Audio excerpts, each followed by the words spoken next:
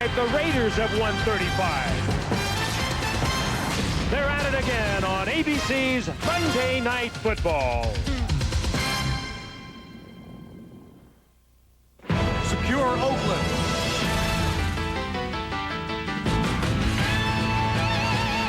Well, it's Monday night and we're ready to strike. Our special forces are in full flight. We're coming by air and on the ground. Enemies collide in the big showdown. We gotta get ready. We gotta get right. The Chiefs and the Raiders ain't holding back tonight. So get ready. I mean, get ready. Are you ready for some football? A Monday Night Football. We got Frank and Al and Dan. They're gonna get it kick-started. Lynn and the crew's all set. The crowd is psyched, 'cause all my rowdy friends are back for Monday night.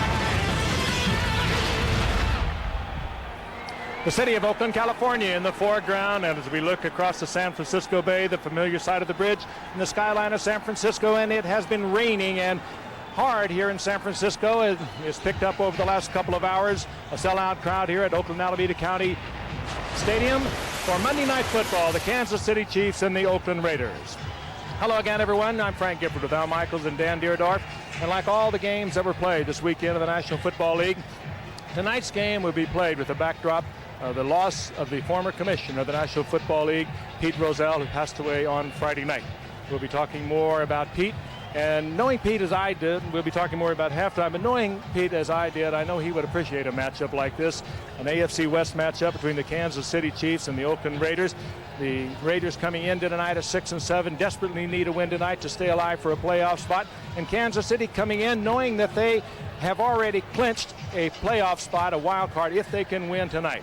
And they have been dominant over this Raider team, Al, particularly through the 90s, but Marty Schottenheimer himself has a tremendous record for the Kansas City Chiefs over the Raiders. They really have the Raiders number. In fact, they've won 7 straight, Frank, and during the decade of the 90s, 12 of the 13 regular season meetings have been won by the Kansas City Chiefs, a team that was 13-3 last year, flopped in the playoffs, but President Carl Peterson and Marty Schottenheimer decided to keep the core of the team together for consistency. Their record is 9-4. They have been fairly consistent, but have made a major change at the most critical position, quarterback. Steve Bono is out. Rich Gannon is in for the balance of the season, a 9th-year journeyman who previously had played with Minnesota and Washington. He guided the team to a win on Thanksgiving Day against Detroit, and instead of the West Coast offense that they employ, they are now predominantly a running team. They need big games tonight from Marcus Allen against his ex-mates, Greg Hill, and Gannon himself, who ran for 5 first downs against Detroit. This is also an old team. The Kansas City Chiefs have 21 players 30 years of age or older. For this particular group of Chiefs, it's now or never time. And tonight they take on the Oakland Raiders, and the Raiders then have to figure at this point, how in the world do we beat Kansas City? How do they do it? Well, you mentioned in those 13 regular season games here in the 90s, Al, that the Raiders have lost 12 of those 13, and really there are some very good reasons why. In those 13 games, the Chiefs turned the ball over 9 times. The Raiders, 29 times. The Raiders have committed almost 40 more penalties than the Chiefs in those 13 games. So Mike White knows that if he can cut back on those 2 areas alone, they have a good chance to win the ball game tonight. Mike White also knows at 6-7 that probably they have to run the table to finish up at 9-7 to make the playoffs. Now they do some things well, and one of them is that they're in every ball game they play. Of their 7 losses, 6 of them have been by 6 points or less. So you know they're playing hard, and 2 of those losses were in overtime. If they're to win tonight, they have to run the ball effectively, and they can. They're number 3 in the NFL. Down on the field, though, with Lynn Swann right now is the head coach of the opponent, the Kansas City Chiefs. That's Marty Schottenheimer. Thank you, Marty, very much, Ken. Marty, the guys upstairs have all talked about the dominance of this team over the Raiders. But is it a matter of just fundamental football, or as Derek Thomas would suggest, it's more a matter of the heart? Well, I think it's been a matter of us being able to take the ball away from them more than they've done so with us. That clearly is the one thing that you can identify that's been a part of this recent contest. All right, but there's still a lot of motion in this ball game. Rich Gannon's going to start for you. He's never started against the Raiders. How do you assess his stake right now? Well, you know, listen, he's an accomplished player. He's got a lot of experience. Our whole football team's got to try to meet the challenge of playing a Raider team that's much better now than we were when we faced them early in the year, Lynn. I know you've been very successful. You're looking to continue that streak. Thank you That's very our much. attempt, yep. Al, I'll tell you, this field was covered up until 2 hours before the game. It's in pretty good shape considering, but the footing is going to be very precarious. At the Oakland Coliseum, even under relatively dry conditions when there hasn't been rain for a while. And here we go from Oakland with Louis Aguiar kicking off a line drive taken at the goal line by Napoleon Kaufman. And Kaufman, who will see a lot of action at running back tonight, runs the kick back to the 16-yard line, tackled by Jerome Woods. And Jeff Hostetler, who guided the Giants to a win over the Buffalo Bills in Super Bowl 25, now in his 4th season with the Raiders. He has Harvey Williams starting in the backfield, the ex-Chief, along with Derek Fenner. Jed and Brown outside, Ricky Dudley, the tight end from Ohio State. Harlow, Wisniewski, Robbins, Gogan, and Kennedy will be very key tonight because in the prior meetings between these two teams in recent years, the Chief defensive line has really dominated the Raiders' offensive line. First down from the 16-yard line, and Hostetler to throw. The secondary does its job, and he has to throw it away. It'll be 2nd down and 10. Good work by the Kansas City secondary. Let's take a look at Kansas City's defense. The base 4-3. Smith, Phillips, Saliamua, and Booker up front. Then the linebackers, the great Derek Thomas with Simeon and Anthony Davis, and a good secondary. Carter and Hasty at the corners. Washington and Collins, the safeties. Hasty and Collins, according to Marty Schottenheimer, are playing the best football of any 2 players on this team and are legitimate Pro Bowl contenders. 2nd down and 10 from the 16-yard line. And Hostetler gives the ball to Harvey Williams, and he can't get on track. That's Neil Smith greeting his former teammate. Neil Smith coming off kind of an ordinary season for him. He's only got 4.5 sacks coming into tonight, way below what he's had in the past. He's been a consistent Pro Bowl player, but he's had a lot of nicks. He's had an ankle, he's had a back problem. And both of these teams, Dan, are going to try to run the football. Marty loves to run the football, and the Chiefs are doing it well this year. They're 5th in the league at rushing, and the Raiders are 3rd in the league. So they're both going to try to rush the ball tonight. I agree, Frank. We could have a fast game tonight.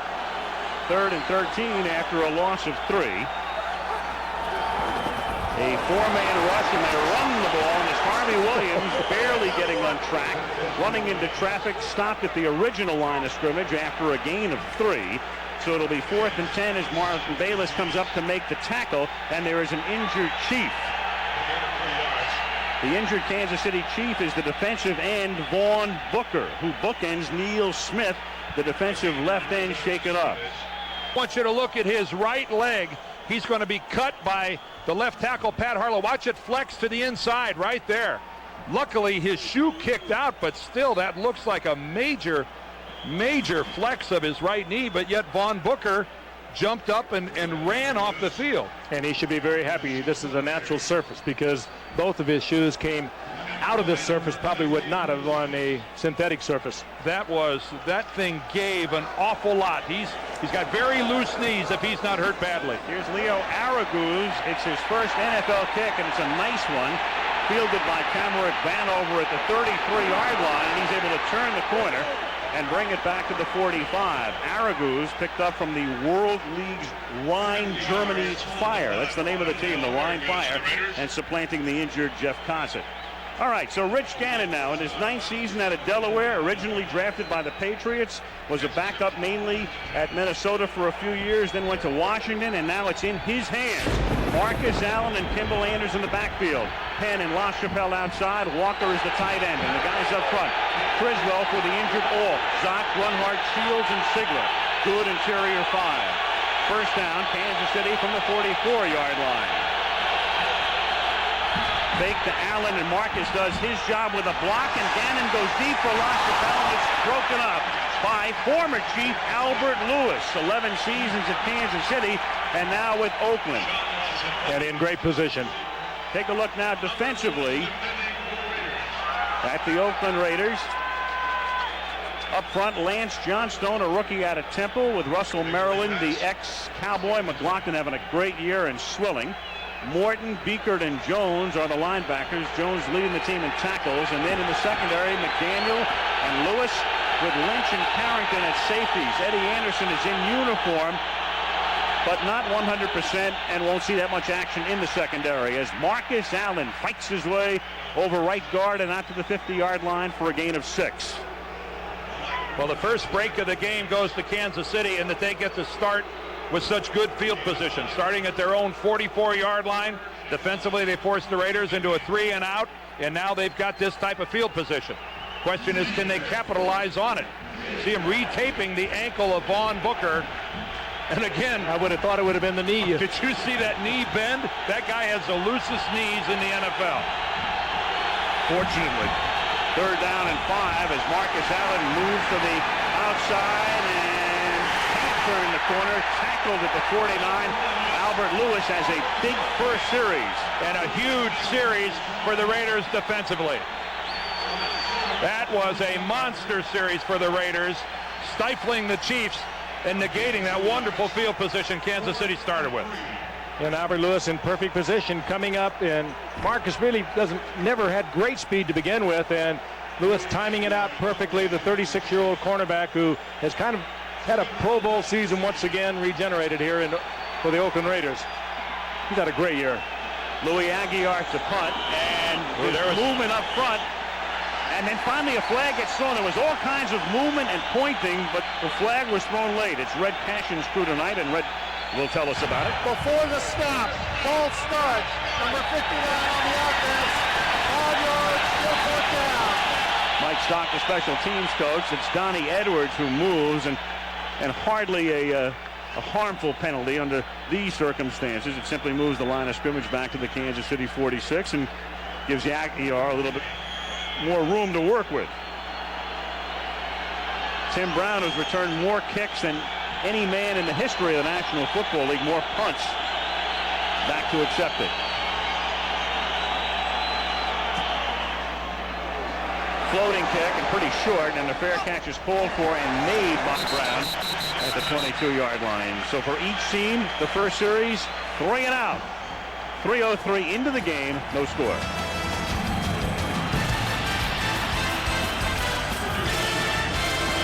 At the right knee and how much it gives. And Vaughn Booker, I think, remarkably back out on the field. Good for you, Vaughn. And it wasn't the knee, it was the ankle. They're saying it's a strained right ankle, a twisted right ankle, and he's back in the game. Misses nary a play. It's 1st and 10 from the 22-yard line. Hostetler throws, and it's caught underneath, juggled by Ricky Dudley, who almost lost the football. He's the rookie from Ohio State, who went to OSU as a basketball player, only played 2 years of football and became the Raiders' #1 draft choice, and has been having problems holding onto the football. It was interesting. He's only played 3 years of football, if you count the 2 at Ohio State you mentioned. Now this is his 3rd year of big-time football, and he started every game for these Raiders. I think he started in the 3rd game. He got real fortunate there. Neil Smith actually knocked the ball back into his hands. 2nd and 11. Hostetler hangs in the pocket, and the pass is caught by Harvey Williams, who gets tackled immediately up at the 25-yard line by Anthony Davis. Mike White giving Harvey Williams the start tonight, I think, more because of his background with Kansas City, thinking that Harvey would have a real emotional edge going against his former teammates. He feels that he was wronged by Marty Schottenheimer and Carl Peterson and wasn't used correctly in Kansas City, and Mike White going for every emotional edge he can get in this game. He's got to try to turn the tide somehow. Rain coming down steadily on a 57-degree night. 3rd down and 7 from the 25-yard line. 5-man rush. They pick up Davis coming in over the middle, and Dale Carter comes in to knock down the pass. So we have not had a first down in the game.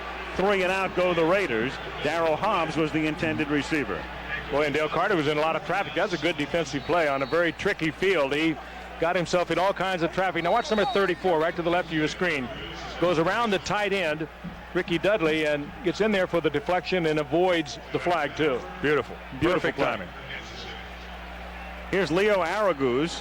Jeff Gossett was hurt, so he's gone for the season, as you see Vanover. Then they brought in Rich Camarillo to punt, but he was hurt in pregame warm-ups a week ago. Billy Joe Hobart punted, and then they signed Araguz. And his second NFL kick is a short one. 35 yards on the fly, but takes a nice bounce. It'll look a lot better on the stat sheet as it's down at the 28. 47-yard boot for Araguz. KC takes over there. 9:43 left in the quarter. No score. 9:43 left in the opening quarter in Oakland. No score. Chiefs with the ball from their own 28. Gannon back in the pocket. Fires a little bit low and incomplete. Intended for Chris Penn, who has become the Chiefs' leading receiver this year. They lost Lake Dawson early in the season, and that was a big loss. And then they let Willie Davis go. He was the only starter they elected not to re-sign. He went to Houston. Good-looking protection, beautiful pass route, classic setup by the quarterback. And a bad throw. And a horrible throw. Almost. It was only about 3 yards short. Steve Bono wearing the headset. The erstwhile starter now backing up Gannon. 2nd and 10, and they give it to Marcus Allen. He picks about 3 up over the middle as he takes it to the 31-yard line. Tackled by Beekert. Monday Night Football is being brought to you by Miller Lite. When you've got the great taste of an ice cold Miller Lite, life is good. Priority mail from the U.S. Postal Service. Circuit City, the choice for price, selection, and service. And Jeep, makers of the Jeep Grand Cherokee, and Wrangler. Coming down in Oakland. Steady rain most of the day. Soggy field. 3rd down 7 at the 31-yard line. We've not had a first down in the game. And we play 6 minutes as Gannon throws off his back foot and errantly intended for Sean LaChapelle. The corner blitz was on, but it was picked up fairly well. Gannon just kind of panicked a little bit back there and could have got the ball to LaChapelle. It did appear. He read the blitz. And Kansas City reacted to it rather well. He had time to throw the ball and just overthrew it. Well, they overloaded that one side. The initial blitzer was picked up, and then Gannon could have held it for maybe another half a second. He certainly could have delivered it a little more accurately. So neither one of these teams off to a blazing start offensively yet. Here's Aguiar's 459th career punt. He's never had one blocked. There's a flag down. It's a low liner fielded by Brown at the 32-yard line, and he's forced out of bounds up at the 40, and we'll see about the flag. Red Cashin, the great Red, we love him, with his trademark first down call in his last season as an NFL referee, and tonight obviously his last Monday night game as a ref. And offside, Oakland. The way the first downs are going in this game, that's right. Red may go quietly into the night. It's against the Raiders. It's a 5-yarder though for offside and not enough for the first down, so KC will still have to punt. Mike White awaiting Offside. the call. Number 23 on the defense. 5 yards, still 4th down. Putting a little slippery. I think Aguiar is just being a little careful. He goes one of those line drives to Brown. He's liable to have it run right down his throat. Well, that was Aguiar's second punt of the night, and his first one wasn't exactly a thing of beauty either. So Louis still looking for his first really good punt of the evening. There it is, the NFL record for most punts without having one blocked. Earlier this year, he had one deflected. The long went past the line of scrimmage and was recorded as a 1-yard kick. The long snapper gets a lot of credit for that. Oh, yeah, through the years. At the 19-yard line, that's taken in by Brown. Oh, looking for room. Aguiar tries to stop him and is able to slow him down and knock him down at the 46-yard line. Oh, they get on Tim Brown about that. But he made a little move right about midfield. He lost his footing and was on his way down, actually helping Aguiar make the tackle. But Louis, he saved it. Raiders will have it in KC territory when we come back.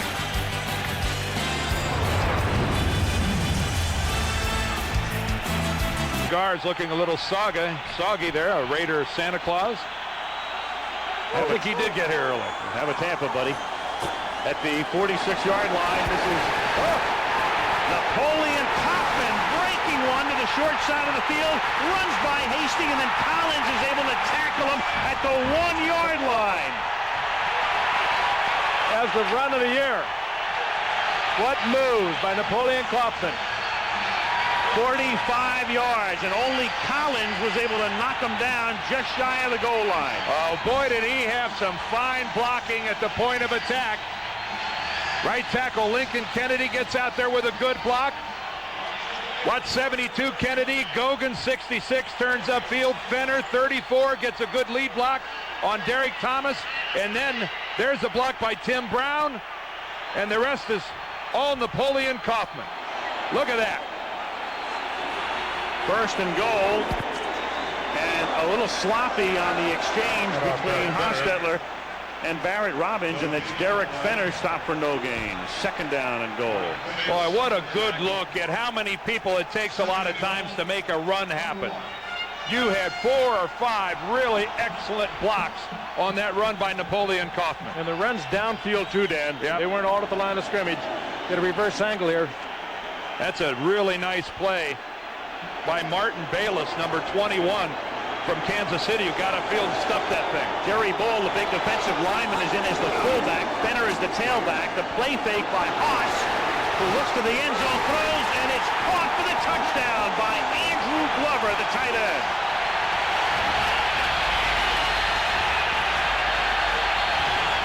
Well, Jeff Hostetler has always been one of those quarterbacks that when he comes outside carrying the football, he is not a perceived threat. He's a legitimate threat to carry the football into the end zone, and that's what made that play happen.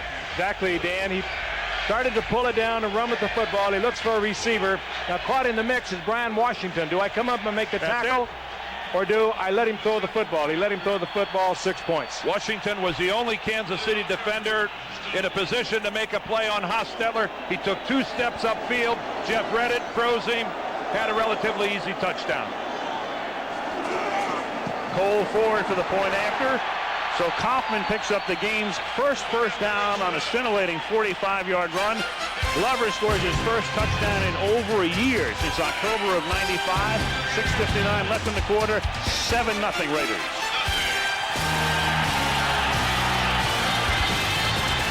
And Kaufman bundled up after a tremendous 45-yard run, almost got into the end zone, and then Haas took him in with his pass to Glover. Raiders leading 7-0 as the Kansas City Chiefs, with a mark of 9-4, down by a touchdown. With a win tonight, Kansas City clinches a playoff berth. Vanover takes the Cole Ford pick at the 9. And Tamarik is then pushed back at the 27, and there's a marker down. Eddie Anderson playing on special teams tonight, helping to make the stop. Marty Schottenheimer wrapping up his 8th season at the helm in Kansas City, and it's a hold against his run-back unit.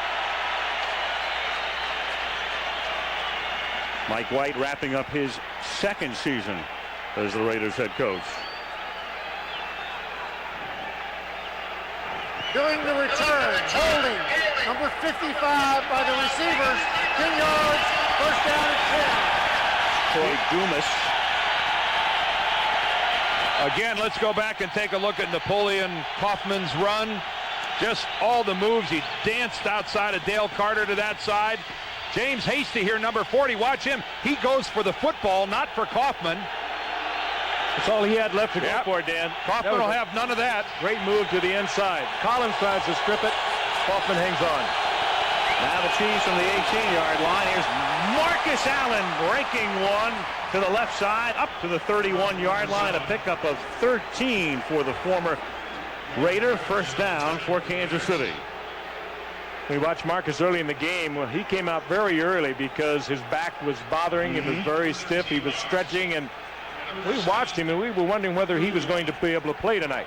Well, he's walking off the field very gingerly right now. I talked to Paul Hackett in the hallway as he, the offensive coordinator of Kansas City, said it was troubling him, but he thought he'd be all right tonight. But he's left the field. You have Greg Hill in the game. Hill has been seeing a lot of action. In fact, it's almost 50-50 now on Hill's first carry of the night, up to the 32. Still, if Allen can't go, that means Hill would play a lot. So it's not that harmful, but what the two guys do back and forth is really give you a great change of pace.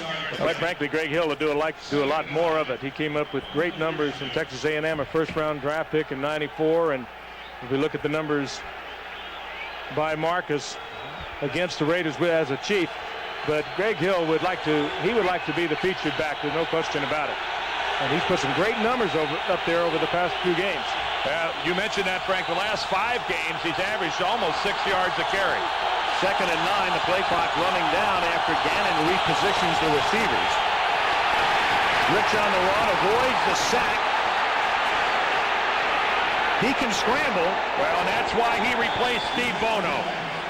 For that and that alone, his mobility made Marty Schottenheimer make the move to put Rich Gannon in there instead of Steve Bono. And right now, Greg Biekert is well aware of Gannon's mobility. Well, he's a good athlete. He ran 5 times for first down against Detroit on Thanksgiving Day. Now, look, he's looking at number 27. He wants Greg Hill to do something that Greg Hill is not doing. That means he has to pull it down. He kept his head about him and turned a big loss into just almost getting back to the line of scrimmage. Ooh. Biekert, the middle linebacker of the Raiders, went sailing right by Gannon. You know a middle linebacker hates to miss a shot on a quarterback. 3rd and 13, play clock down to 2. Gannon buys time, hangs in, throws high, and it is picked off at the 50-yard line by Darren Carrington. And he brings it back to the 30-yard line. Ball overthrown. LaChapelle, the intended receiver. I don't know whether it was deflected or not. LaChapelle went up for it. But Carrington, who started for Eddie Anderson tonight, comes up with a big interception. And that's Gannon's first interception of the year. And it hurts. LaChapelle on a crossing pattern. Good protection. LaChapelle goes up. No, I don't think he touched it. It was just a good high ball play by Carrington. That ball was high and behind LaChapelle. Just not a very good throw by Rich Gannon. Raiders at the Chief 29, 4:44 left in the quarter. Oakland leading 7-0. And Haas going for 6, going for Brown, but he was well covered. Hasty with the coverage. 2nd down and 10. Well, we asked Marty Schottenheimer last night. The question was put to him, if Gannon has a bad half, what do you do? Would you go back to Bono? He said, absolutely not. I don't want a quarterback controversy. It's Gannon all the way. Gannon tonight is 0 for 4 with a pick at the outset. Well, we'll see. Yes. 0 for 4 with an interception. Will make you hedge your bets, won't it? 2nd down and 10 in a big game. 2nd and 10 to the 29-yard line. And this is Harvey Williams taking it to the 25. They are very deep, are the Raiders in the backfield. As you look at Carrington, they have Kaufman. We've seen him tonight. They've got Harvey Williams. Mike White says he's my best all-around back. They have Derek Fenner, and they have a kid named Joe Aska, who's averaging 5.5 yards a game but can't get into the game. Gannon checking out some of the Polaroids that have been sent down. Those Polaroids usually snap right after the snap of the ball to get the defensive movement. You mentioned Aska, Al. He's been bothered by a bad ankle, but you're right. He's well now. He just can't get a sniff of the football. Yep. Raiders as a team are averaging a sparkling 4.7 yards per run. It's 3rd down and 6, and that is not for Hobbs. Incomplete. Almost caught it at the 20-yard line and still would have been short of the first down. Covered by Bayless. And now Cole Ford comes in to attempt a field goal. Variation of that overload they ran before. Remember when Dale Carter made the good play? This time it worked to perfection. They had the guy wide open, and Hobbs just didn't handle the football. The Raiders this season have gotten off to slow starts almost every week. They have scored coming into tonight's game only 21 points all season in the first quarter. If Ford makes this, it'll be the first time they've scored more than 7 in the opening period this season. And Al, very hard to kick off of a wet field like this. 43-yard attempt. It's a low kick, and it is good. With a new holder, Leo Araguz did a nice job getting the wet football down, and then Ford bangs it through. The 3:47 left in the period. Raiders break out on top, 10-0.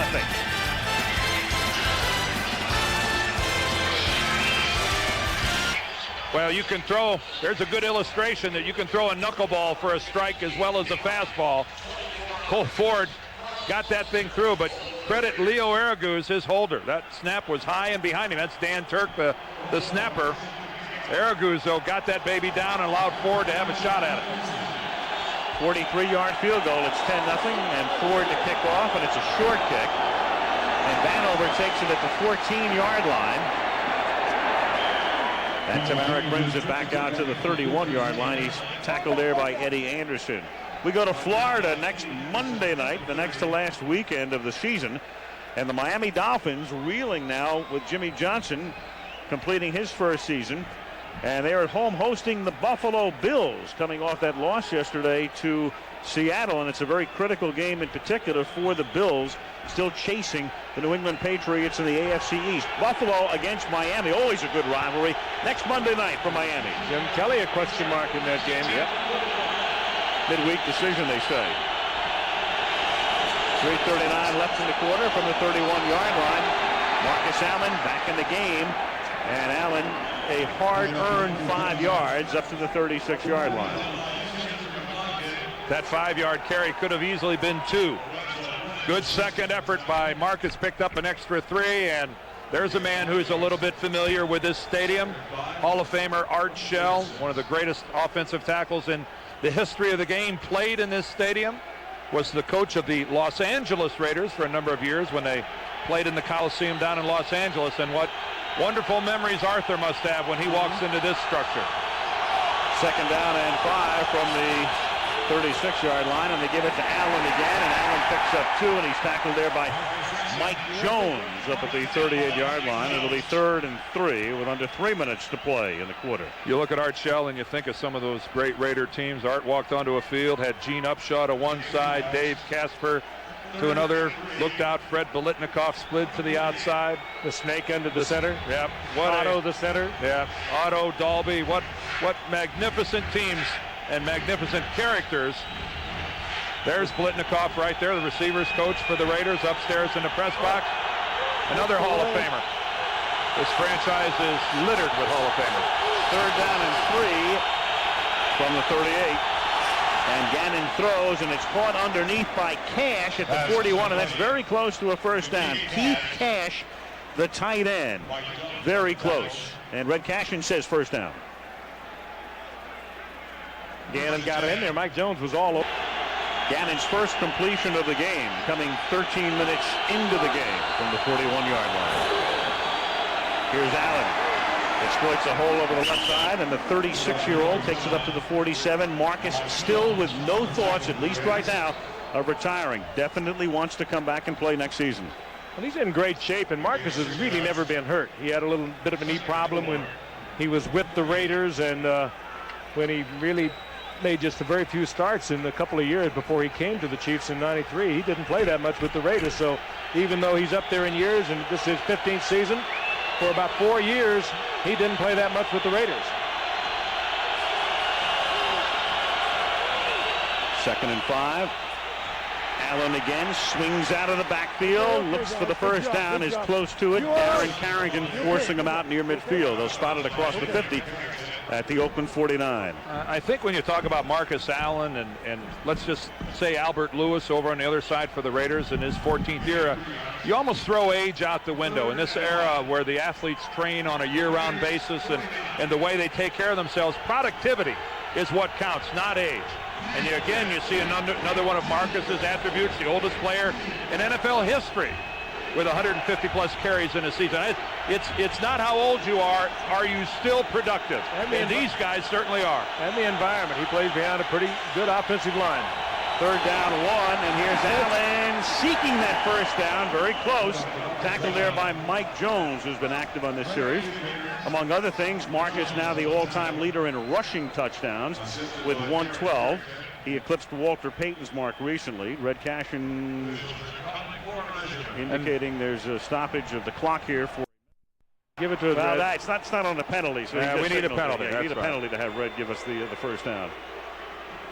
We're gonna if we don't have a penalty tonight with the first down, we need a token one anyway. We'll just ask him to do it. Sure. Just for old time's sake. With the Raiders, we'll have a penalty. Yes, we will. Guaranteed. Clock will start, and the quarter will expire once they mark the ball ready for play.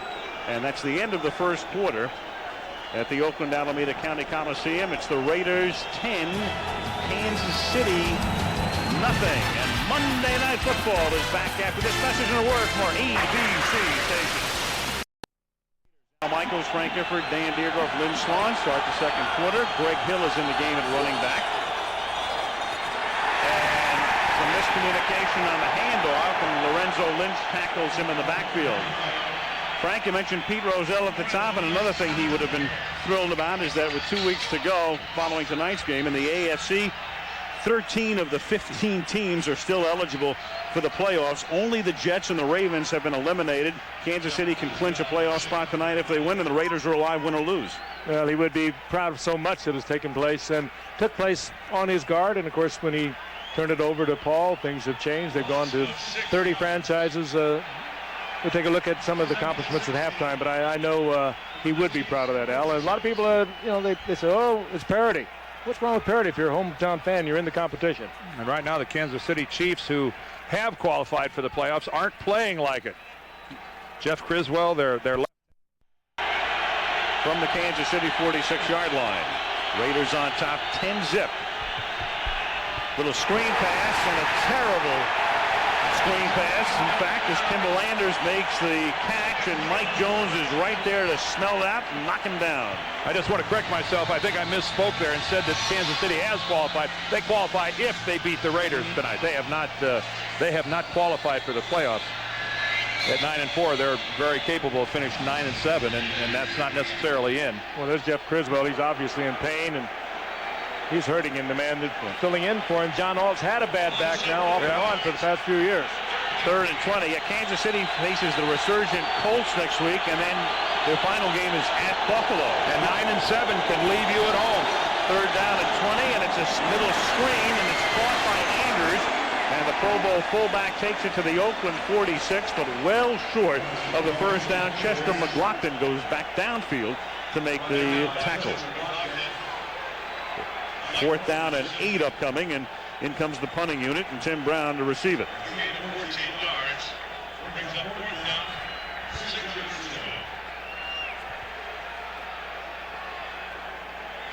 Louis Aguiar has been a valuable man for them, punter, and now the kickoff man as well, and the holder.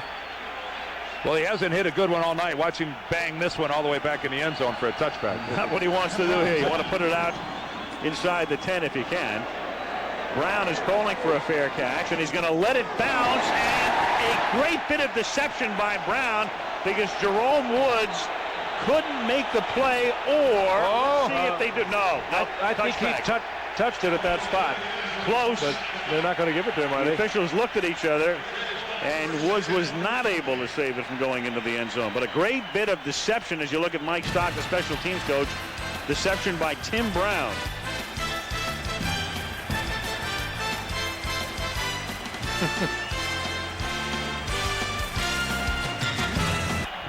Looks like Criswell's feeling better, putting his sock back on.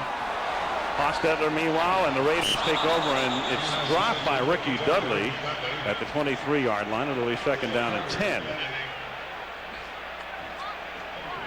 That was just the number 1 draft choice. That one just a little low for Dudley.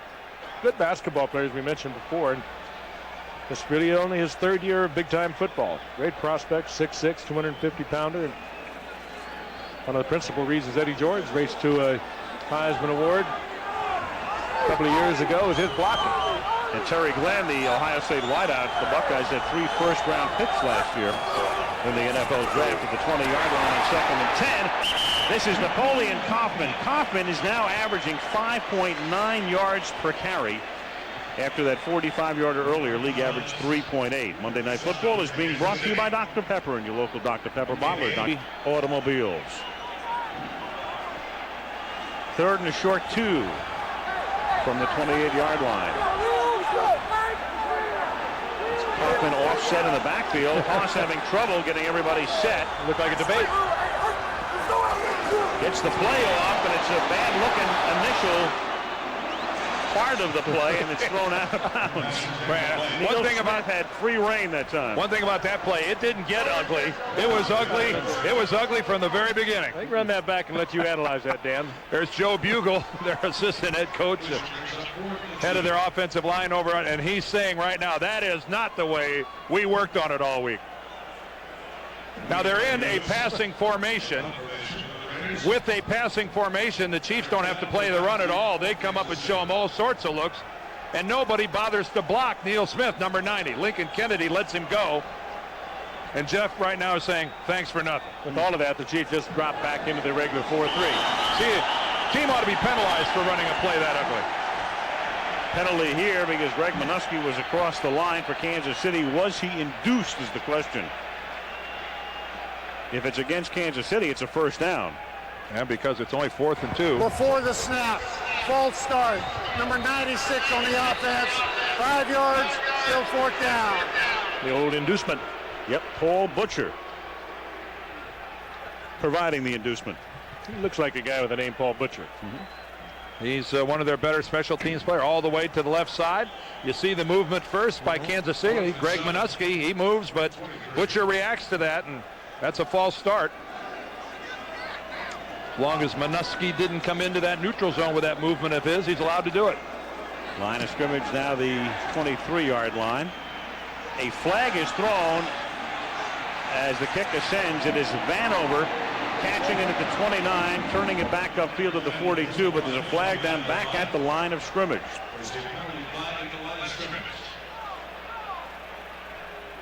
Red checking this one out. Ineligible man downfield against Oakland. Beginning Thursday on ESPN and then Saturday on ABC this week. Greg Hill starts this drive, picking up 5 up to the 47-yard line. A pickup of 5. Russell Maryland makes the tackle. Now there is a perfect Marty Schottenheimer first down. Hand it off between the tackles, a good line surge, and bang it in there for 5 yards. Now that's what makes Marty's clock go around in circles. And that's exactly what Kansas City should do, is they go right back to what they came in here intending to do, and that is running the football. Don't make Oakland play their game. 2nd and 5 from the 47. Raiders leading 10-0. Hill again, back thrown, takes it across the 50 to the 49-yard line. Mike Jones in on the stop.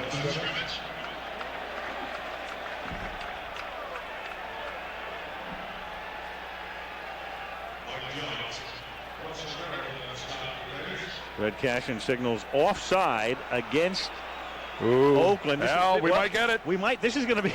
We might get it. First down. This is close. Yeah. They may have to measure before he gives the call here. Red will be very precise. Right. It was 2nd and 5. So now he's telling Number 50 defense, 5 yards, still 2nd down, short of the first down. That's not bad either. Offside. Yep. Meanwhile, let's take a look at the Chiefs. As you can see, early 0.7 yards per carry. 4.7 for Marcus, 5.9 for Hill. And on 2nd and short, here is Hill inside the 40 to the 35-yard line. The number 1 draft choice of the Texas A&M 2 years ago takes it to the 35 on a first down. Ooh, and a good job by Lorenzo Lynch, who came in and brought Hill down from behind. He had a blocker out in front of him, and Greg Hill might have made some noise headed towards the goal line if Lynch doesn't corral him. Good move there following Will Shields. His guard gets an excellent block by Shields. And Lynch stayed with it and brought Hill down. A good tackle around the ankles. 1st and 10, KC at the 35. The play clock is down to 5. Gannon scrambling. Gets by Jones and steps out of bounds, and it's a gain of about 3. Boy, that's good work by Gannon. That's making what looked like a loss for sure, and then maybe, if nothing else, a step out and right at the line of scrimmage for an absolutely nothing play, and he ends up picking up almost 5 yards. And then deftly worked the sidelines.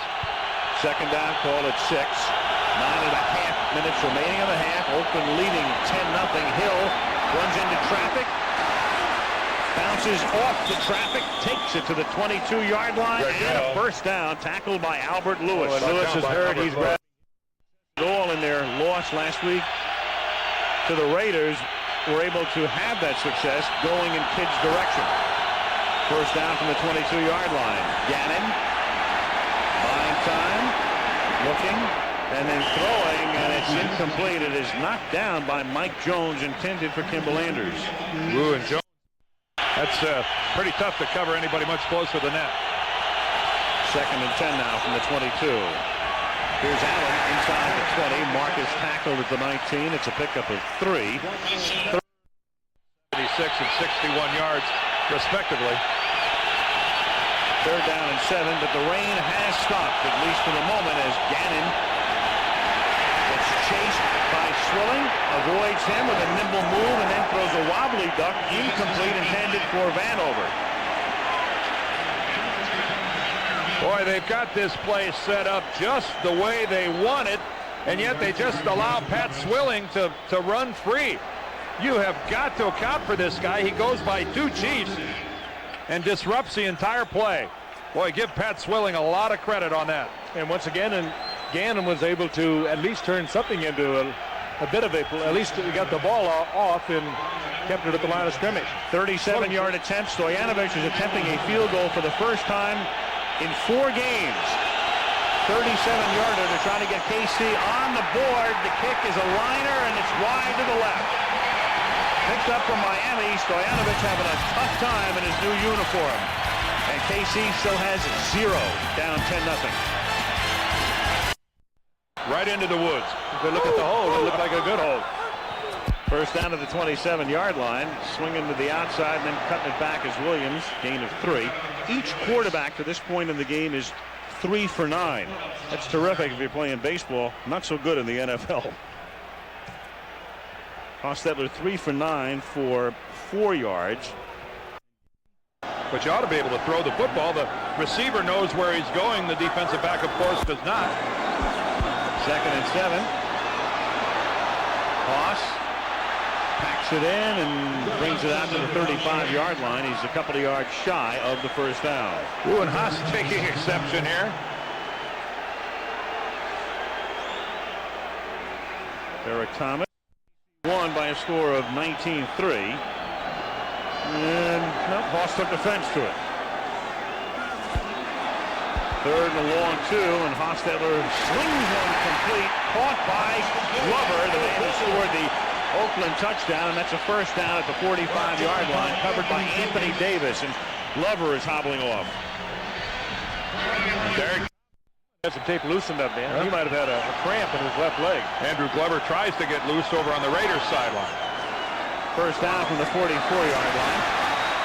And this is Harvey Williams picking up 5, tackled by the cornerback, former New York Giant Mark Collins, one of the 2 guys on the Chiefs who has Super Bowl experience. Collins played with the Giants in their 2 Super Bowl wins. And Marcus Allen, and we have a little scrum that breaks out. Marcus Allen the other, and he was the MVP in '83. And it's the Raiders and the Chiefs, folks. What else is new? Well, Kevin Gogan, number 66 of the Chiefs, one of the guys in there, and Anthony Davis. Kevin Gogan of the Raiders, rather. Anthony Davis of the Chiefs. I don't know. No ejections. Play continues. 4:35 left in the half. It's the Raiders and the Chiefs. It is.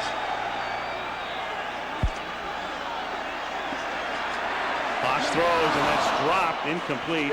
That's Kenny Shedd, and Hostetler got banged to the turf. Well, he took a shot a long time before he'd deliver it.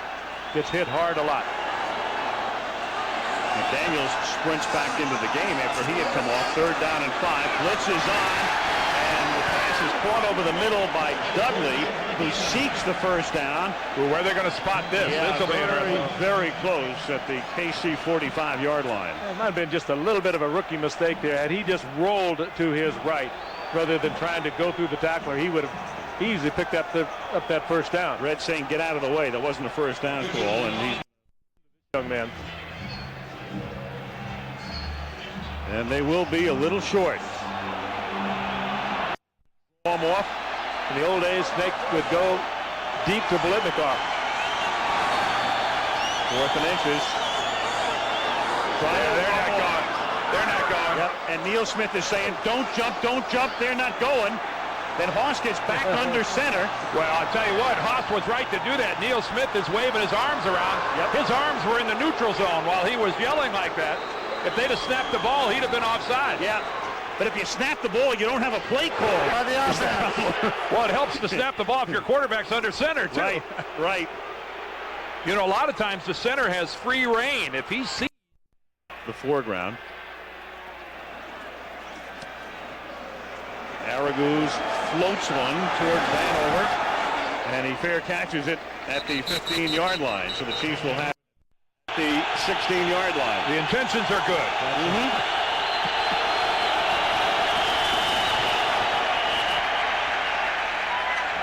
Ricky Siglar was moving.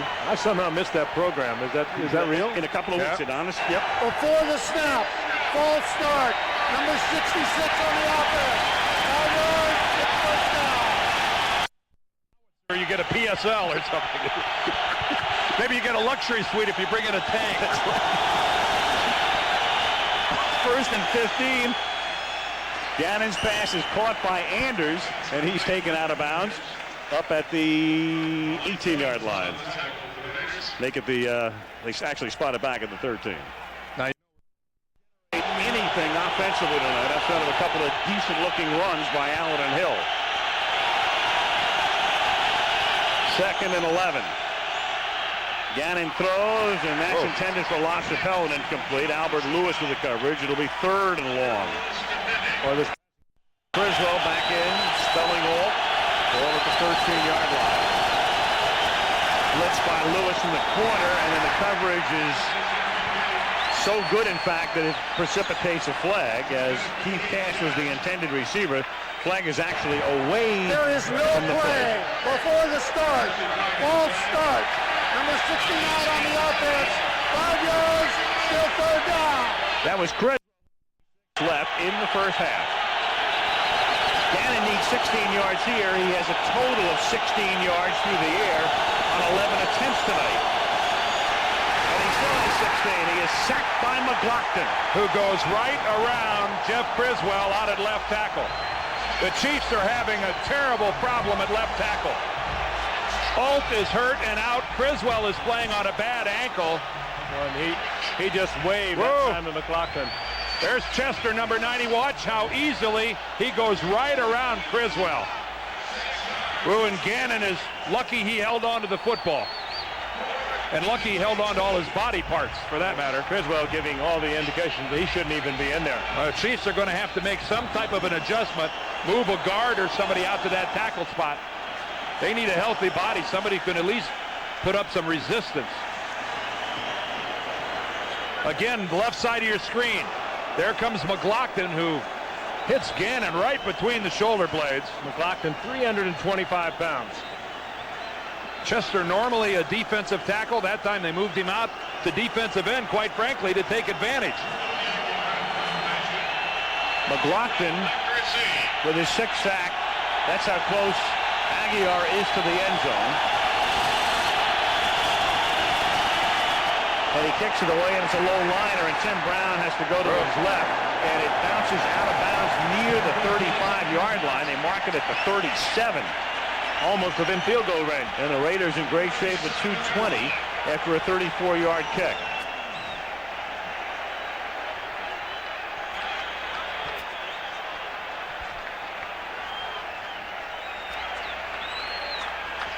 Oakland on top 10-0. Hostetler coming back in. The Raiders this year have been in every game except the one against the Chiefs, second week of the season, 19-3. And the Raiders have all 3 of their timeouts left, plus the 2-minute warning. From the 37-yard line, Haas guns it over the middle, simply dropped, and that's Ricky Dudley, and that's been the problem with Dudley until last week. He had a good day against Miami, but drops this one here. Well, that ball had a lot of zip on it, but it had hit him right between the numbers, too, and it just bounced out.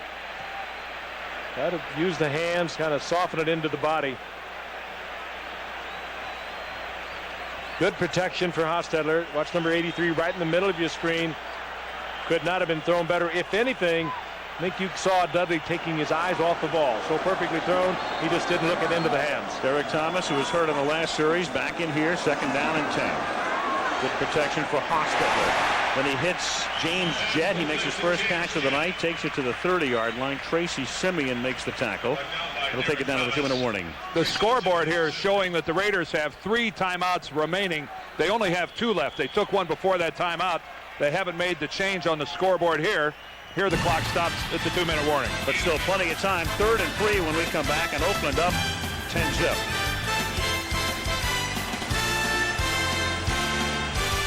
Tonight, only 42 total yards for the two teams passing.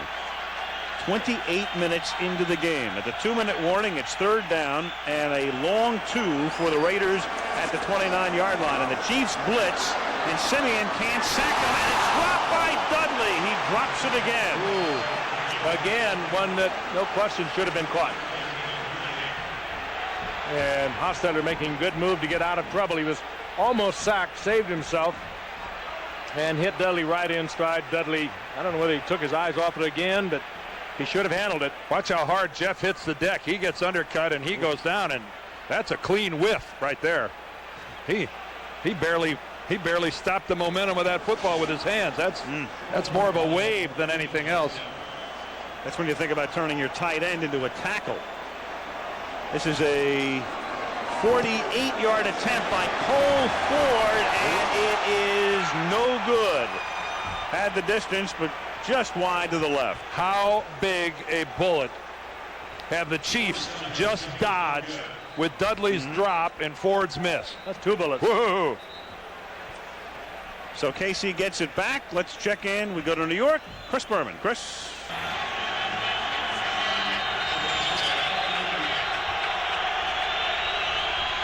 All right, Chris, back here. Gannon throws. Marcus Allen makes the catch, and they start this series with a little sling out to the right side, and he's out of bounds at the 42. If the Chiefs aren't energized a little bit by what just happened to them, they are not in touch with reality. They were faced with even a bigger hill to climb than what they have now, and you would think that they might get some vitalization out of this thing, that they could have been down by a lot more than 10-0. Well, their passing game is absolutely ineffectual. They've had men open when they weren't able to get to him. 2nd and 6. Gannon 5 of 12 for 20 yards. Throws. It is caught by Todd McNair. And that's a short gain. Oh, and he didn't get out. 8-yard line, and he stayed in. Carl Kidd makes the tackle. Clock keeps ticking. Kansas City has 2 timeouts remaining. 3rd down and 5 without a huddle from the 43. 1:20 left in the half. Here comes the blitz. Gannon hit as he throws, and it's incomplete. Intended for Anders. Safety blitz that time by Darren Carrington. That play was on the far side of the field, but from here it looked like Anders should have caught that. Certainly catchable, and Gannon knew he was going to get pounded. Very calmly stayed in there, delivered the football. There's just one more coming, then Gannon had time and men to protect him. Gannon hits the deck hard. The Raiders are going to have a little time now.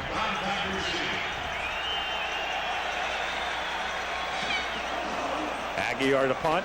Brown signals for the fair catch, makes it at the 18-yard line. So we've had a total in 28 minutes and 52 seconds of 39 net passing yards. Well, I would suspect that right about now the Kansas City's defense is not really lining up to say a lot of nice things to their offensive team. That was a rather anemic series by the Chiefs. Both teams struggling on offense, but when you look at the Raiders, you have to kind of wonder why they have not at some point tried to get the ball to Tim Brown. He is such a threat when he gets his hands on the football. You throw it to him underneath. He's a good runner when he catches the ball, but thus far now 1 reception here in the first half for Tim Brown. Very odd. A guy who has caught 75 passes this season, or more than 5 a game. Hoffman, who had the big play in the first half, that 45-yard run to set up the game's only touchdown. Up to the minute passing assessment here tonight. I think one thing for sure, it'll be quite a leap of faith before they, to go to Ricky Dudley again. Yeah, there you go. 39 total yards, the lowest total in any half this season, 83. yesterday. Chargers-Steelers in the second half. So we have less than half that total. And that was in a game, if I recall, it was snowing at Three Rivers Stadium in Pittsburgh. We had rain in the first quarter, but it has not been bad at all here in the second quarter. 2nd and 9 from the 20-yard line. And the Raiders pretty much content to let the clock run out up to the 21-yard line. Goes Napoleon Kaufman, and neither team is indicating the necessity to call a timeout. Coming up, Chris Berman will have halftime highlights from New York, and we'll have a tribute to the late Commissioner Pete Rozelle as the teams depart the turf at the Oakland Alameda Coliseum. It's halftime with the Oakland Raiders leading the Kansas City Chiefs by a score of 10-0. And we'll return after this message from the National Football League and the word from our ABC stations.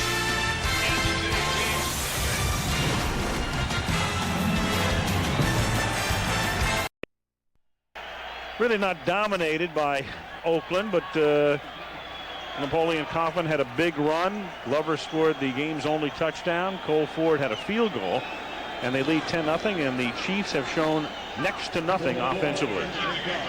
They will get the football here as Cole Ford will send it skyward to start the third quarter.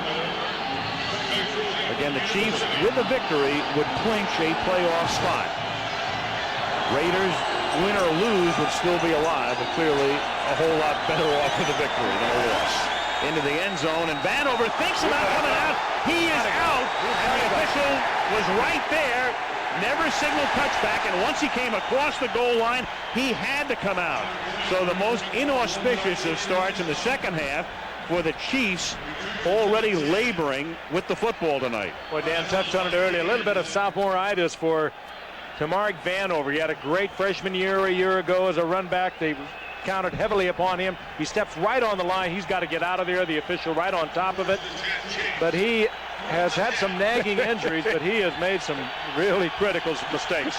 Red Cashin standing right next to Vanover, and you can... I'm sure he said something. He said, you know, if I were you, I might think about running it out of here, or something to that effect. Andrews tried to keep him in the end zone, but it was too late. From the 10-yard line, Gannon under pressure, nearly sacked. He just dumps it off, flips it forward. Flag is thrown. Cashin can call it a safety. That's intentional grounding. That's intentional grounding in the end zone. A penalty in the end zone is a safety.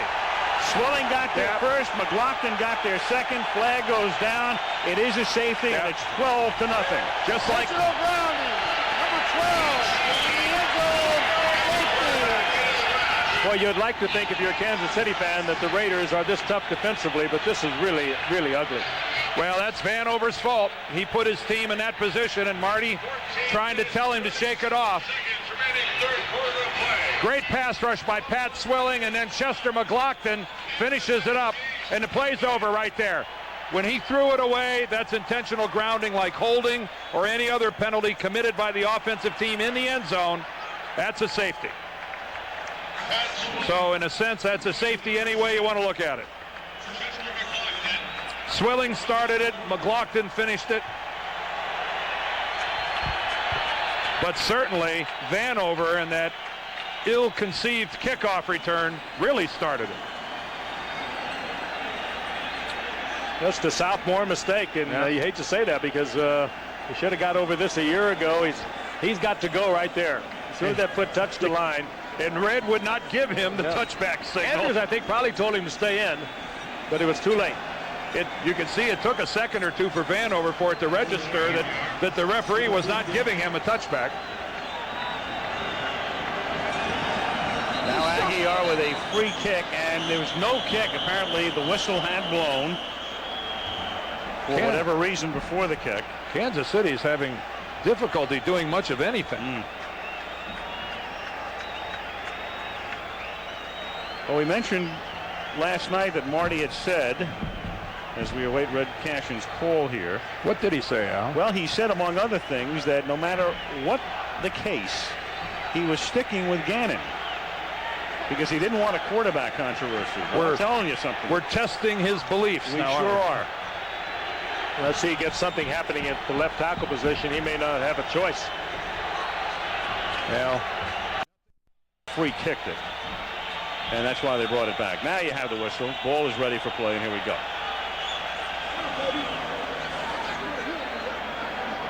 It is Tim Brown at the 23-yard line. Up past the 40. Tackled by Minuski up at the 46-yard line. There's Rusty Tillman, the special teams coach of the Raiders. One of the great special teams players in the history of this game. A wild man. Ooh. Monday Night Football from Oakland is being brought to you by Cadillac. And Hey, kindly to getting dropped by a kicker. Hostetler first down from the 46, launching one for Kenny Shedd, and he was forced on the chalk out of bounds. Dale Carter covering on the play. Dale with him step for step. Dale Carter, Frank, wouldn't you agree, has to make a mistake to be beaten on a fly pattern. Too much speed. He's not going to be outrun by any receiver in this game. Oh, he's one of the best. Speed and quickness. And you're right, unless you can commit him to a move, you're not going to beat him just straight away. But I'm still puzzled with the lack of the use of Tim Brown. When you have that kind of a weapon, you get him the football somehow. I don't see any extraordinary coverage of Tim Brown. There's a little confusion now. Tim Brown calls James Jett over to the proper side of the football field. And Brown goes in motion and comes back, and he's going to take it on an end around. So at least they get him the football, and he's out of bounds at the 50-yard line. Well, Brown's a receiver with his size and with his extraordinary ability to run after the catch that they should utilize him the same way the 49ers used Jerry Rice.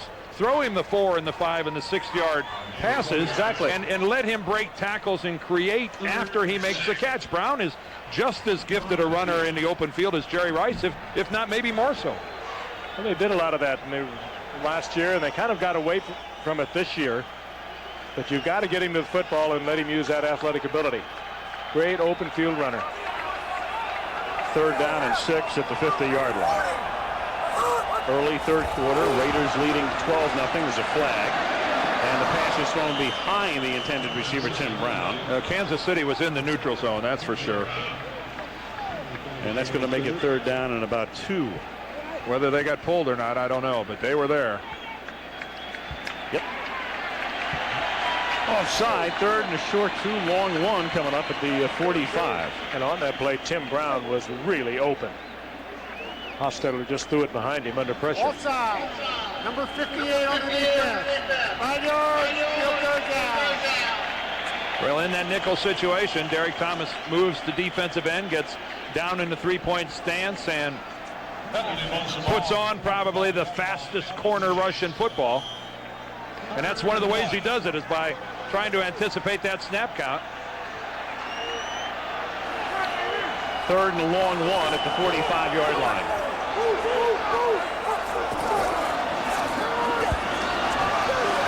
Hostetler gets sacked back at the 49, so they try to throw, and it's Neil Smith. Oh, he wants that. Came into the night with only 4.5 sacks. That's 5.5, but he's been in double digits for the last 4 years. Clearly, Neil Smith and Derek Thomas, the bookends of this great defensive unit, neither having his best season. No, neither one is. And Neil Smith is 30 years old. He's going to be a free agent at the end of this season. Needs to have a big year. And that was he fell back into that play, gave his trademark swing, and the crowd booed him, and I'm sure that really hurt Neil's feelings. Joe Phillips down on the field. Shaken up, injury timeout, 13:43 left in the third. At San Francisco. I saw your sweet, Al. Oh, yes, you did. All lit up. His floor. Fourth down. And the Raiders punting, and it is by Vanover, who gets banged down at the 26 by James Folston. And he's lucky he held on as Vanover. Did you sense, though, he wanted to make something happen after setting up Kansas City's safety? He wanted to pop that in the worst way. Well, and he did his job by not letting that ball hit the ground. Again, we see Joe Phillips being attended to on a Kansas. Well, this is close to the hit of the year. At least what we've seen on Monday night. That is big time, helmet to helmet. And Vanover is a hitty. Folston to Vanover. James Folston. There's a white flasher. Now Marcus Allen with a 1-yard pickup, and he runs right into Greg Biekert, having a nice season. It's second down and 9. Biekert, the man in the middle, the linebacker. fourth year out of Colorado and doing a very good job for the Raiders. Mike White very quick. There's Folston over on the sideline, but Mike White very quick to praise Biekert, saying he's having a Pro Bowl caliber year as my man in the middle. Fourth year guy out of Gannon on a reverse roll and runs and dives and has a first down up at the 37-yard line. Anything to get something started, and Gannon does it himself. And it may take more than just a little of that. With this is a team in desperate need of any type of a big play, and maybe Rich Gannon running and trying to create is what has to happen for Marty Schottenheimer's club. Pat Swilling again, though, forces him on the run. What a good sense of where Swilling was on the part of Gannon. Had he taken that to the outside, Swilling would have nailed him. He broke it to the inside, and he got good yardage. Swilling's whooping everybody in a white shirt tonight. Raiders leading 12-0. Here's Marcus Allen up to the 39-yard line. Second down and 8. You know, John Alt is back at left tackle.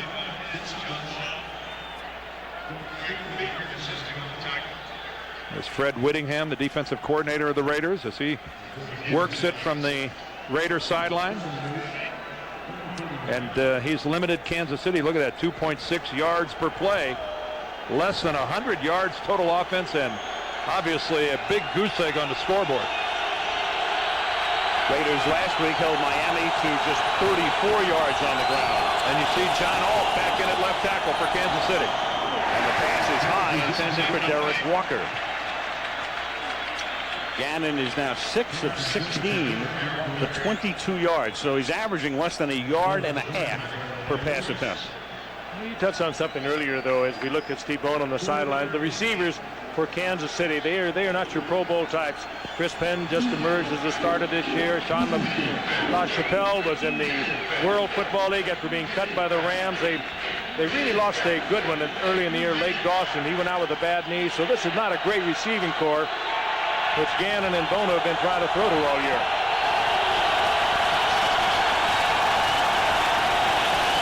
Third down and 8. Gannon throws, caught by Anders. McDaniel misses the tackle, and Anders, before he is knocked out of bounds, may have picked up the first down and does, and there's a flag. Lorenzo Lynch popped him, and too late, apparently. Oh, what a nice effort by Kimball Anders, who had no business picking up a first down for Kansas City. And Dan, he was the leading receiver for the Chiefs a year ago. How did he stay in bounds? All right, he sheds the tackle right there of Terry McDaniel. Boy, that's a tough call. They're trying to keep him from getting a first down. It's hard to pull up. Roughness. Number 43 on the defense. First down! Oh, there you go.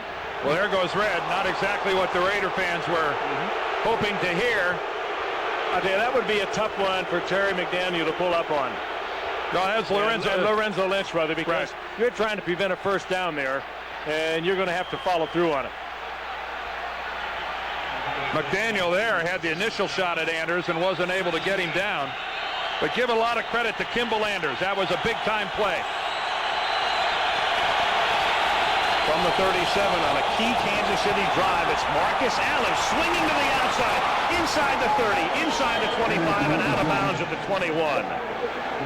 Will Shields with a block to Springham. Let's get a word from Lynn Swann. Lynn. Well, you know, of course, Marty Schottenheimer came out in the second half, and he has to be concerned with his offensive line. He told his team, you know, we've been here before, just execute. But he's concerned about that offensive line, and so is Mike White. He's been tracking his team all year long. He understands the injuries and problems they're having at left tackle. He's going to try and match up personnel on this defensive unit to take advantage of their problems, Al. All right, Lynn, and it was Allen exploiting that left side on that last play for a nice gain, and here goes Marcus through the middle.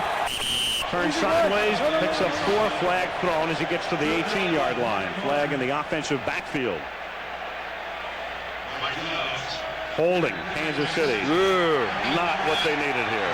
Not at all. Will Shields may have been the guy. Yeah, he was hit with the flag, I think, Al. They're pretty close.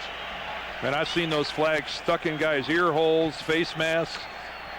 Some of these guys are vindictive when they throw that flag. They try to punish the guy with it. Injury to insult. Holding, number 68 on the offense. 10 yards, still first down. I will say it is not. First and 20 from the 32-yard line. Oh, Looks like Ricky Siglar, the right tackle job. Kansas City imploding a little bit here. Cash and Swilling are pushy shovey. This has been a relatively clean game for Kansas City Raiders. False start. Number 66 on the offense. 5 yards, still first down. Somehow, though, the Raiders find a way to make you play their game. And once you start playing their game, it's herky-jerky. You do a lot of looping here. The right tackle, you saw the movement, number 66. He actually false started twice. He did it once, then he did it twice. And here, it's the Raiders watching another team act like the Raiders. Kansas City has more penalties than Oakland. They're the ones that are self-destructive. It's 1st and 25 now after the 2 penalties, and Allen takes the middle to the 31-yard line. Gain to close to 6. It's going to be 2nd and 19. Beekert and Jones in on the tackle. This must be a very pleasant change of pace for Mike White to watch another team struggle with costly mistakes. His club wrote the book. They came into tonight's game only 1 penalty out of the NFL lead. Certainly with their 5 tonight, they have retaken that lead from Jacksonville. And it must be enjoyable for him to watch somebody else wear their shoes for a while. 2nd and 19, 9:15 left, 3rd quarter. Oakland leading 12-0. Under pressure, Gannon just bumps it off. Lance Johnstone got pressure that time. He's a rookie out of Temple who's been starting now for over a month after the suspension of Anthony Smith. Well, if you had to look at one difference in this game right now and just pick out one unit, it'd have to be that the defensive line of the Oakland Raiders is terrorizing the Chiefs' offensive line. They've got these guys on the run. Art Shell looks up at the Jumbotron to try to find out which one of his guys got whipped that time. 3rd down and 19.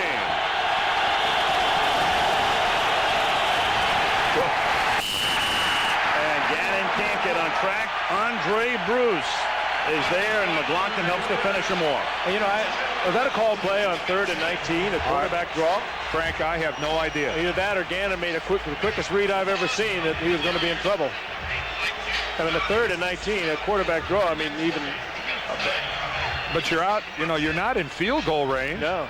You're not in Stoyanovic's range. Remember, the Chiefs were down here one time before, and Pete tossed the knuckleball wide left. Now it's 4th and 20. They had been down at the 22-yard line. That had to be a busted play, don't you think? It sure looked like a set play. They have to get to the 12 to keep the football. How about a 5-yard penalty? Yep. Maybe I could do a little something here.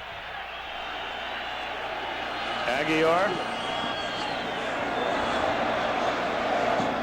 It bounces inside the 10, and Kansas City is able to down it at about the 2-yard line. Reggie Tung. Beautiful work. That's nice special teams work. So there's Bono and there's Gannon, but it's Oakland's football, and they have a 12-zip advantage. Territory at the 2. They lead 12-0. 8:13 left, 3rd quarter. Neil Smith and the defense digging in, trying to pin them deep. Hostetler looking for breathing room. Finds it. Tim Brown gets into the thick of things up to the 11-yard line. It's a gain of 8. Collins and Manusky in on the tackle. First catch tonight for Tim Brown, and number 76 for the season. You've been all over this all evening, Frank. It's hard to imagine that they played this long, and that's reception number 1. It's so easy that just a little hook up over the middle, or a little slant like you alluded to a while ago, and then just let Tim Brown do his thing with it. I wouldn't wait another half a game to throw it again. 2nd and 1, and it's Kaufman who can't get on track. Napoleon is stopped back at the 9, setting up a 3rd down and 3. And an important defensive stop coming up here now for Kansas City. If they can stop him here, a punt would probably give them field position near the 50, and they need all the help they can get right now. Hostetler indicating he's having trouble hearing the call, and the Raiders making some Pretty slow changes out there. They're going to have to hurry this play up. Play clock already in single digits here. There'll be no audible here. Third and a short 3. Play clock down to 3. They get the play off. Haas will go to the air, buying time. Receivers covered. Flag is thrown. He has the first down up to the 16-yard line. Minuski with a tackle, but a marker thrown, and the call is holding against Oakland.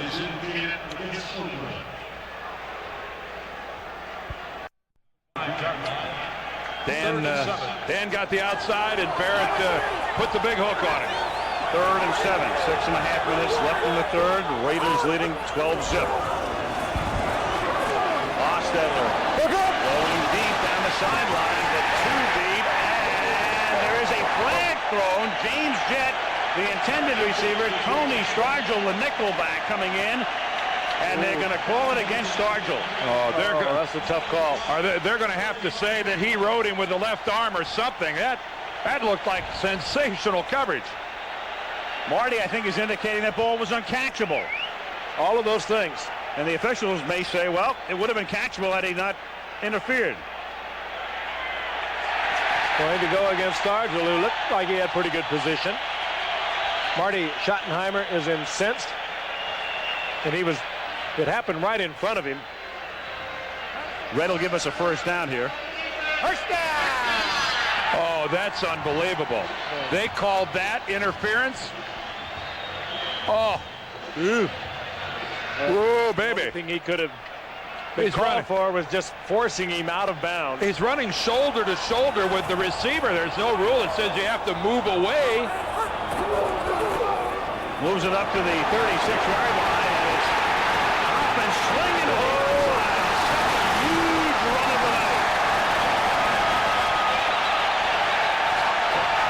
Well, we talked about Napoleon Kaufman and that gaudy rushing average of his coming into tonight. 5'6". He broke a big one earlier, moved it up to about 6 yards a carry, and now he's well into the sixes, I think. They talked about giving the ball to Tim Brown. I'd be tempted to give the ball to Napoleon Kaufman a little more often. He is one explosive runner. I think he's got the highest per carry average in the league for the qualified runners in this league, and this is why. Good look to the outside and then terrific speed. He doesn't get too many calls. He's 5'9", 180 pounds, and they maybe think he's not that durable, but he is a big 180 pounds, I can assure you that. Well, Hasty and Collins both had the angle of pursuit on Kaufman, and he beat them both around the corner. 34-yard run, timeout, with 6:11 to play in the third. Injury timeout. Off, but collided with a cameraman out of bounds. We'll show it to you right after this. First down, Oakland now at the 30-yard line after that big Kaufman run. And Harvey Williams swings to the right side and picks up 3 to the 27-yard line. Now Kaufman has whipped everybody playing for the Chiefs. He's around the corner and gone. Dale Carter in a great burst of speed comes all the way across field. And watch, he'll come in from the right, but watch him as he goes out of bounds. There comes Carter. Watch him here. He lands right on the legs of that cameraman who falls on him. The cameraman is up and okay, but Carter hobbled over to the Kansas City bench. They're looking at his left knee. 5:20 left in the third. Oakland leading 12-0. And Harvey Williams takes it to the 23-yard line. It'll be third down at about 4. Collins with the tackle. Kaufman averaging, you saw it, leading the league 6.0. Again, the league average is 3.8 per rush. Interesting trait about him, too. He does not fumble the football, and he has that style of running that would make you think that he might. I mean, he's darting and pulling and always fighting and scrambling for that extra yard. But he's fumbled, I think, one time in his career, and something like over 300 handles. Kind of remarkable. 3rd and 3 from the 23. Dudley in motion. Send him out into the pattern. Hostetler floats one, and it is caught by Fenner. Touchdown.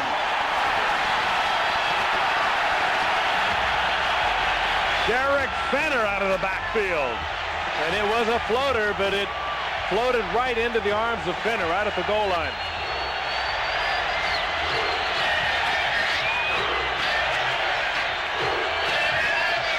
This crowd and that man have been waiting for a long time to watch the Raiders beat the Chiefs. They're well on their way right here. And they're a good receiver, and he picks up coverage. Anthony Davis is trying to stay with him. Tough to cover a back with a linebacker. Fenner, 6'3", 245, a big guy, just the out and up down the sideline, and Davis in the trail position. And I think you might call this, to this point in time, a statement by the Raiders. Cole Ford for the point after.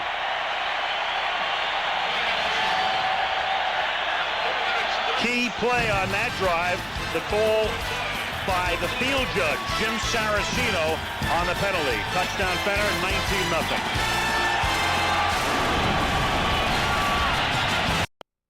Remarkable. 3rd and 3 from the 23. Dudley in motion, send him out into the pattern. Hostetler floats one, and it is caught by Fenner. Touchdown.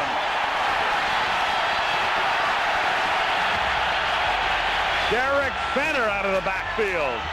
And it was See, Cole Ford to kick off. It's taken in at the 6-yard line by Kimball Anders, and he slips down at the 22, gets up, and is tackled at the 24. And that's where the Chiefs will begin, in a big hole, in a huge hole, with 4:20 to go in the third, and the Raiders dominating 19-0. Mechanical history. He was 1-2 when he coached the Browns, and the rest of the victories, the other 13 as the coach of the Chiefs. But tonight he's down 19-zip, and Gannon throws, and it's knocked down. Big Chester get that? Chester McLaughlin. Starts to rain, but it appears tonight Davis's Raiders will finally extract their pound of flesh. Here's Hill, and he stopped at the 22. Also took off after our network for what he called a cover-up of the interview 4 years ago with Marcus Allen, and we'd love to know what in the world he's talking about. But he promised that someday the facts will come out. Well, we'll just have to wait. Yes, we Well, will. it dates back to an interview that you did with Marcus, what, 2 years ago? 4 years ago. Marcus unhappy with the Raiders and Right. took off on Al Davis. That wasn't blather. Right. He really nailed it. Labeled a sneak attack when Davis was given the option of responding live on tape or having his remarks paraphrased or quoted verbatim or doing nothing. 3rd down and 11 from the 22-yard line. And that's too high and incomplete. Intended for Chris Penn. But the Raiders love to deal in innuendo, and occasionally they get away with it. Marcus, meanwhile, can only sit and stew on the sidelines. It's 3 and out for Kansas City.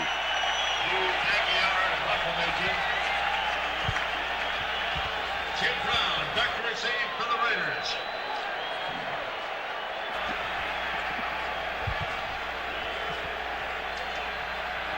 Marty looking so frustrated on the sidelines. Well, he should be. Louis Aguiar to punt. Tim Brown standing back at his 35-yard line. Brown holds it in. And the man who's run back more kicks than anybody in the history of the league brings it back to the 42, tackled by Manusky with 3:19 left in the third quarter. Do we ever border on blather? Yes, we've been. Not only do we border, we are well across without a passport. Just wondering. But we don't deal in innuendo normally. Oh, no. We never deal with anything you can't spell. That's right. Marty would like to deal in some points Yes, right he about would. now. Yep. 19-0. Some kind of offensive production. I think the last 4 times these teams have played, Kansas City scored defensively. That might not be a bad way to get this started. Maybe somebody in a Chiefs uniform on the defense. Well, one place that's been speculated upon as having an opening is right here in Oakland. That's blather. Yes, second and 12 from the 41. Boss rolling and looking and throwing, and Glover can't make the catch of the wet ball. 3rd down.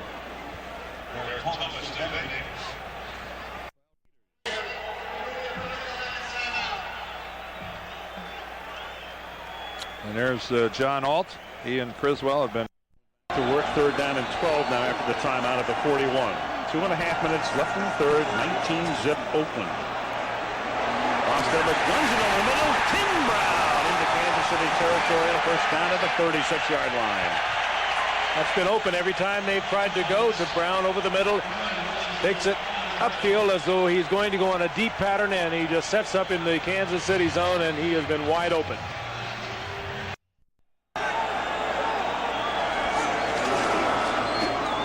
Williams picks up about 3 to the 33. Well, the Raiders next week, as was news. A little more representative ball game than that. Yep. 2nd and 8 at the 33. Throws, and it's dropped by Fenner. The pass a little bit behind him. Much like Kansas City, though, the Denver Broncos, he's got to be feeling pretty lowly about the 2 he dropped. That was Larry Kennan. He's the quarterback coach, and he and Joe Bugle kind of alternate on calling these plays, working out together. 3rd and 8. Pressure is on, and the pass is incomplete, intended for Fenner, and Sally Amula rolls over and holds his wrist.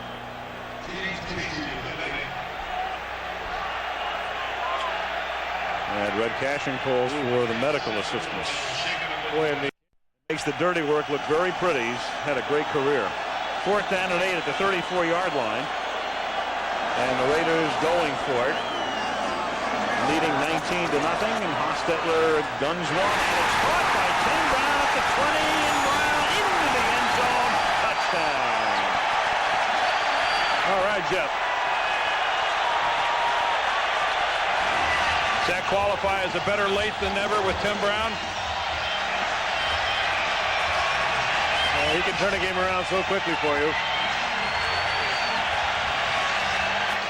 Coming all the way from across the field, you have to protect your quarterback to get this off.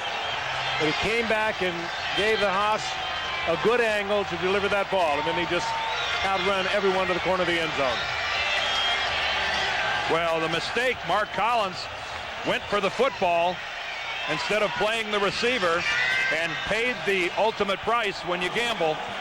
Didn't get the football and gave up a touchdown. Cole Ford for the point after.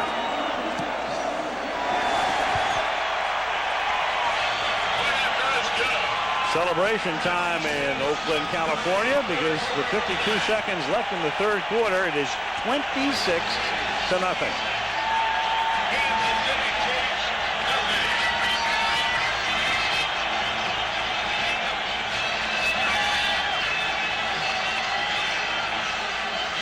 Again, just another crossing pattern. Collins gambles, and then it's just a dash to the corner. It's a good effort by Stargell here. 45. He launches himself at Tim Brown, but Tim was already past the pylon. And he reacts. 4th down and 8 at the 34-yard line. And the Raiders going for it.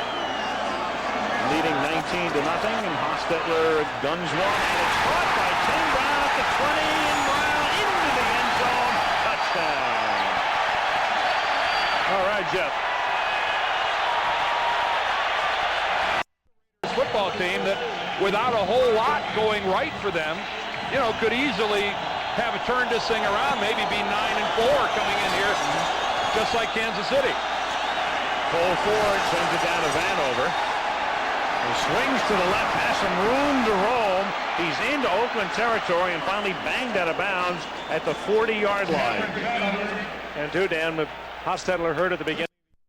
We've got history on this side, the only wild card team that ever went to the Super Bowl. First down at the 43 after a 51-yard Vanover return. And that's caught over the middle by Kimball Anders. He's tackled at the 38-yard line by Mike Jones as the time ticks down in the third quarter. Yeah, they're the only wild card team to win a Super Bowl. They, of course, they were the last AFC team to win a Super Bowl. Well, they beat the Eagles in that particular Super Bowl, and then they beat the Redskins the last time the AFC won, and Marcus Allen was the MVP of the game. And I dare say that some of our viewing audience wasn't even born when that happened. Hey, that was at the 39-yard line.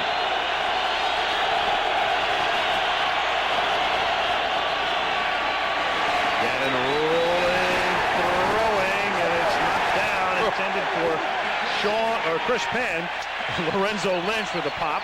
And Lance Johnstone, the rookie, all over Gannon.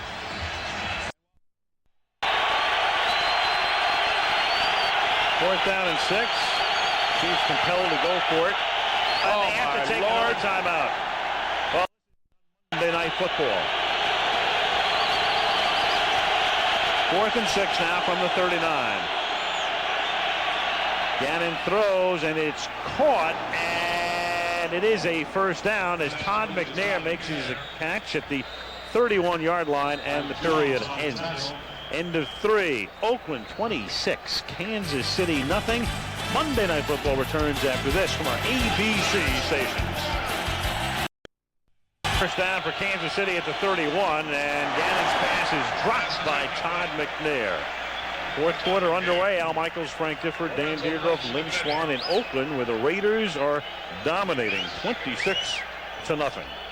McNair, a long time Chief, before he opted for free agency and went with Houston last year. He came back as a free agent to Kansas City, works well out of the backfield, and they need something to lift their passing game. They have really struggled tonight.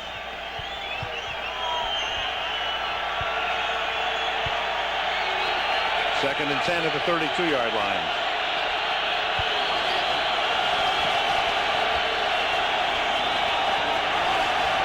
Gannon to LaChapelle inside the 20, upended at the 11-yard line by Lorenzo Lynch. First down, KC. LaChapelle, a big man. He goes about 215 pounds. He was not looking for the easy way. Well, Lorenzo Lynch, a very physical, strong safety. He goes 210, and he puts his shoulder right on LaChapelle and upends him. That's a good open field tackle by Lorenzo Lynch. Look out, Chester. And it's caught by LaChapelle. So the kid from Napa Valley, not far from here, grew up in wine country, scores for Kansas City. And I believe the Raiders are being booed. Well, I think they're just booing the loss of the shutout. Right. The crowd would have loved to have seen this Raider defense come up with a shutout. Chester McLaughlin did his part. Boy, was he quick off the line and almost gets to Gannon, goes right by him, but a nice strike here by Rich right on LaChapelle's numbers. And a good look right into the hands by LaChapelle. Chester McLaughlin Beat Carl Kidd, and that's the guy that the opposition likes to pick on when they can in the Oakland secondary. Stoyanovich for the point after. And 37 seconds into the fourth quarter. That makes it 26-7 Raiders.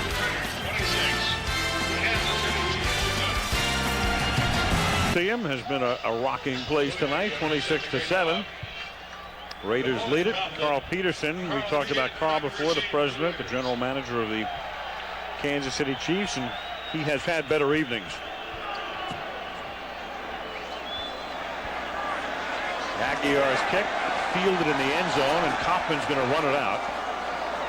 And is tackled up at the 18 by Reggie Tongue.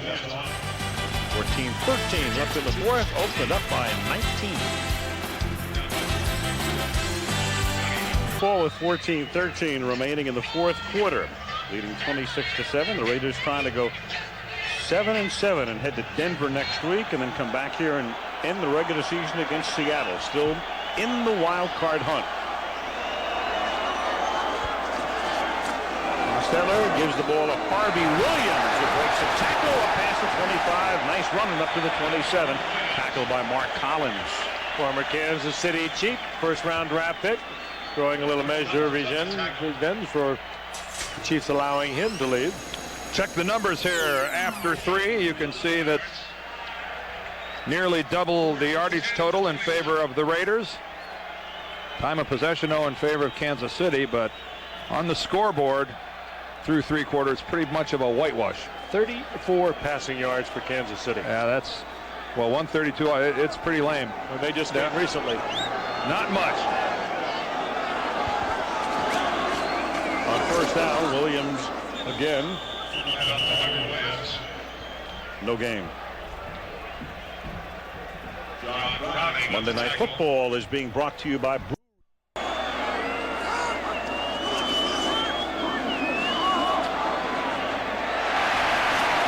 Well, they went to him, and a nice catch and run up to the 45-yard line. Well, did you see him look that ball into his hands, Dan? Somebody's been talking to him. And that's why they were smart to come back to him. Come back and get him involved. Smart play by the Raiders. From the 44-yard line. What was that? Harvey Williams hesitating and picks up a yard finally. It's like Harvey was taking a knee, trying to hide. My best all-around back. Derek Fenner is split out all the way as a wideout. 2nd and 9, and it was Fenner who caught a touchdown pass earlier. They drop it off underneath the Kaufman. His big night continues as he takes it to the 45 of Kansas City and very close to a first down. Kaufman shaken up a little bit. He made a good move, though. Instead of juking, trying to get to the outside, he knew exactly where that first down marker was, and he went for it. Good guy and a great referee. Red lives down by College Station, Texas. First down at the 45, and Harvey Williams picks up a yard to the 44-yard line. Ridgeman, a referee. No one else have had that information. No one else would have even thought of it. We cover all the bases. And we're just waiting for number 66. Right. 2nd down and 10 as Harvey Williams takes it to the 42-yard line. Raiders trying to get a time-consuming running game going. 3rd and 6 at the 41. And Haas beautifully using all of the play clock.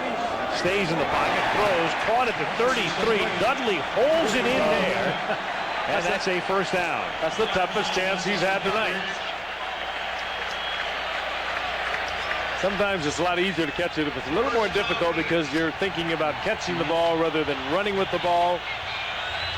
A little more concentration. This is just a nifty grab by Dudley and against the blitz too by Kansas City. Good pickup, good protection for Hostetler.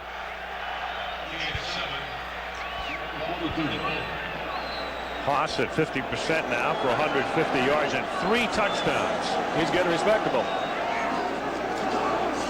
Harvey Williams gets hit by Phillips, and then Thomas helps to knock him out of bounds.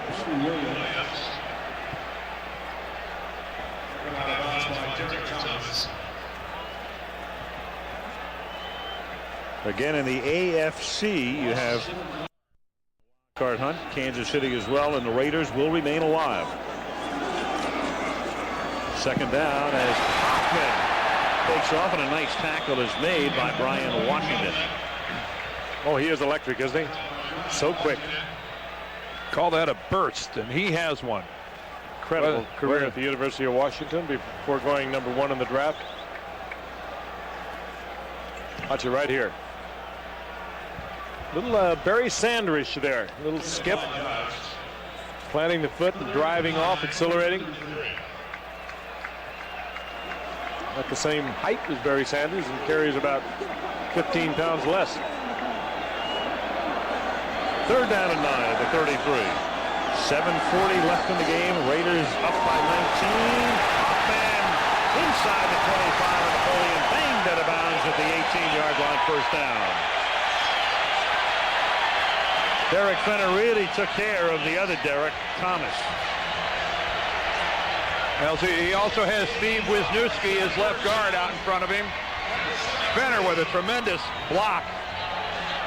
Again, remember they were setting this play up because Fenner's lined up at that wide receiver position before. Not done a lot. This time he lines up at wide out, comes in and really crashes down on Derek Thomas and knocks him out of the ball game. There's Fenner in motion, 34. Perfectly legal above the waist. And look at Derek tries to kick him, actually. More embarrassing than anything else. Now Fenner carries for a gain of 1. That run put Kaufman up and over the 100-yard mark. 3rd 100-yard game for Napoleon this season as Wisniewski is slow on the horizon. Well, Steve just doing his 26-7. The Raiders leading it midway through the 4th. Fenner. And he gets taken down by Anthony Davis. Boy, and Brian Washington came in and put the second hit on Fenner. Nobody's Nobody's convinced Brian Washington there's no reason to stop hitting. This guy is still laying licks on people, one after the other. A couple of former Jets playing so well for Kansas City defensively, James Hasty and Brian Washington. Watch this shot here. He's not the first guy. There's number 1, but there's Washington, number 2. That's putting a pretty good shoulder on a big man.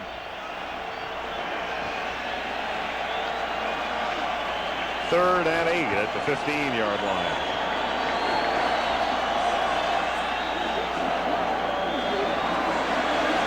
Haas throws, and it's juggled and not caught by Ricky Dudley. So he makes a couple of catches. They come back to him, and he drops it at the 9. Another one he should have caught.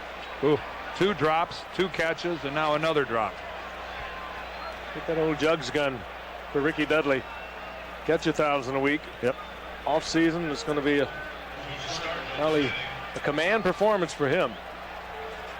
That was a perfectly delivered ball by Haas right there. And it would have been a first down. 34-yard field goal attempt coming up now for Cole Ford. Leo Araguz do the holding, or at least attempt to do the holding. Leo's in a bad spot. Yes, he is. No blocking, no help, and tackled all the way back at the 44-yard line. Dan Turk is the center, and Araguz, the brand new holder, just signed this week as the punter and holder, couldn't hold it. Remember early in the game we saw that high snap? They got another one that was mishandled. Well, the Chiefs stay faintly alive. 5:37 to go.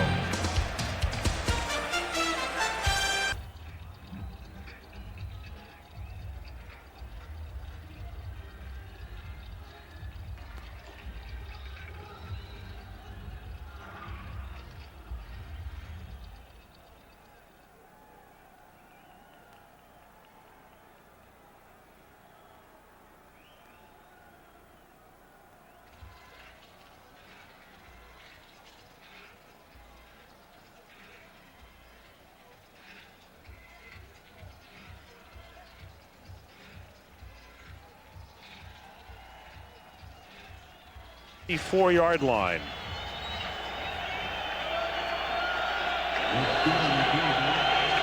Their last drive resulted in their first touchdown of the night, a pass from Gannon to LaChapelle. And Gannon, the 9th-year QB out of Delaware, looking, and nobody's open.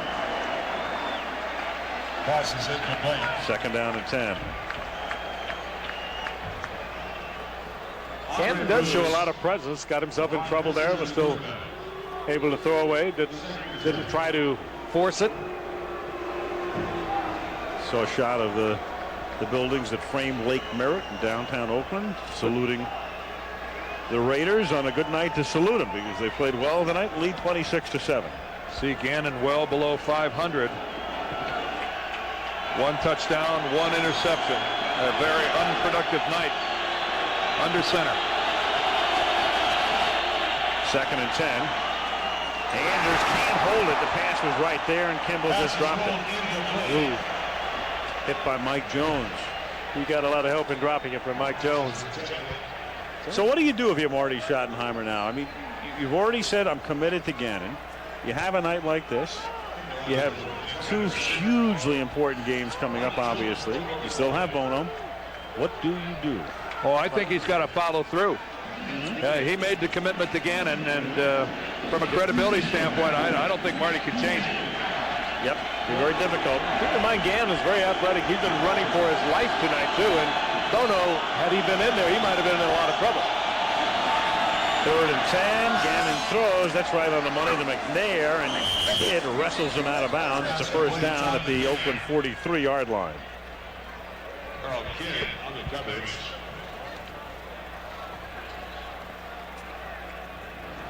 McNair again, good working out of the backfield. A gain of 14 Of course, yards. if Kansas City was, if they were to go ahead and score a touchdown on this drive, all of a sudden things get a little interesting here late. They could score relatively quickly. Onside kick. Hey, 26-14. That's at least 12 points is doable. Faint hope. First and 10 at the 43-yard line. And that's knocked out at the line of scrimmage. I would say I'd agree, Dan. Somehow you look down there and you look at the receiving core of the Kansas City Chiefs. You don't see speed. You don't see any experience. Certainly Make it happen for them. they need it for the play action fake. Pass blocking that goes with it. 2nd and 10. He had 3 receivers to the left and comes back the other way, intended for Anders, incomplete. 3rd down and 10. And the blitz right up the middle. I think Mike Jones is right in Gannon's face. He has no shot.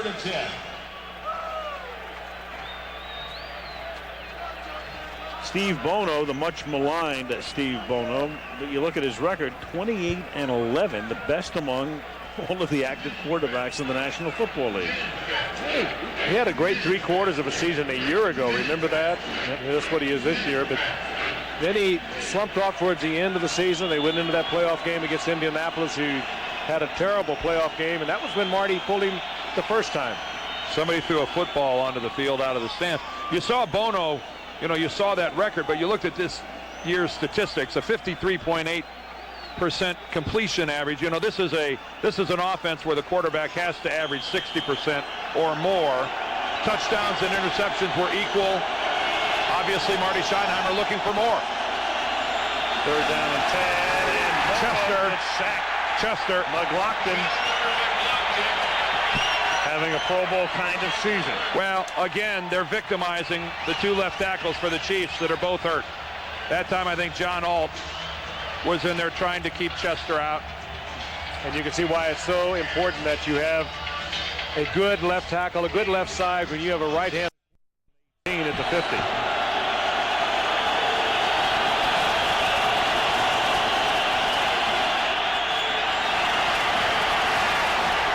And it's dropped. And they turn the ball over at midfield. Well, Rich Gannon gets an incompletion there. I don't know what else he's supposed to do. He gets pounded. He delivers the ball. Anders drops it. I think this is a lot more baggage here than I think you can just put on the doorstep of Rich Gannon. But Anders, one of the good receivers coming out of the backfield, the leading receiver for the Chiefs a year ago. And I agree, Dan. You can't do much more than that.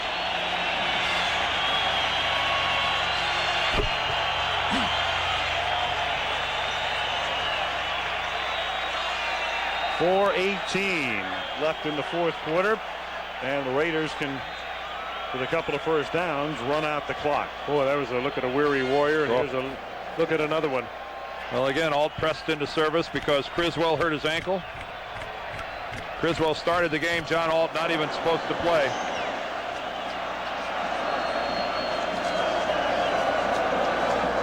Harvey Williams is just about back to the line of scrimmage.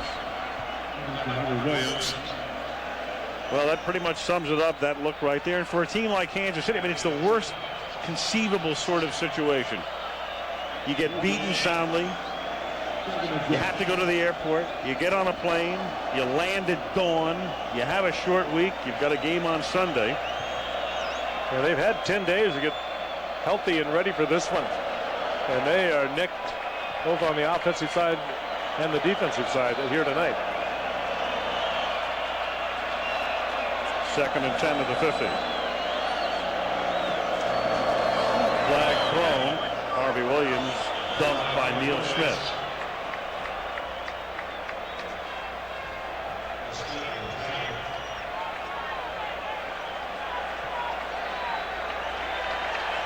Against the Chiefs.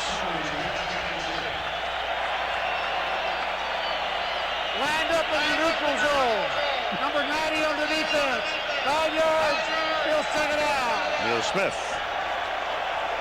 Watching Hostetler tonight, funny when you think about it, there are 30 starting quarterbacks in the NFL these days. Only 3 of them have ever led a team to a Super Bowl win, and Haas is one of them, leading the Giants in 90. Steve Young is one, leading the 49ers to the championship in 94. That guy in Dallas, is he the other one? And Troy Aikman with 3 of them, and that's it. A couple of them as backups, but those are the only starters. Right, 2nd down. Here's Williams. You still have Mark Rippon in the league, but he's a backup at Philly. You still have Jim McMahon in the league, a backup in Green Bay, and both of those guys led their teams as starters to Super Bowl titles. Once again, the rain has stopped here in Oakland.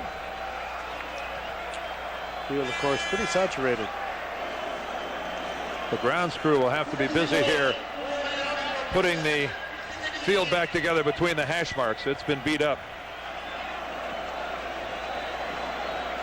3rd and 1 at the 41.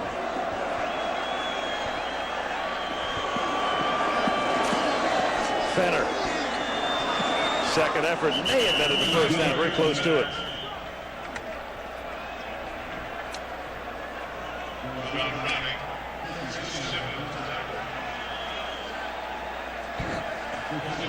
Bring in the stick, says Red. Wondering going on about this football team. Just enough.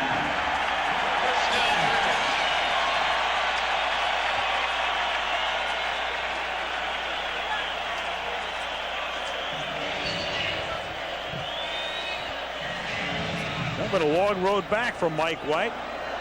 Talked about it tonight. The tough start, the Hostetler injury, the really agonizing losses. But this team has worked its way back to 500.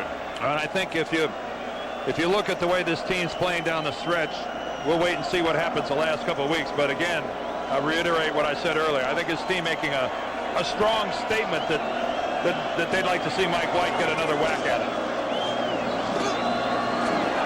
Williams picks up a couple. 38-yard line. And that will take us down to the 2-minute warning. 120 seconds to play. The Raiders up by 19 in Oakland.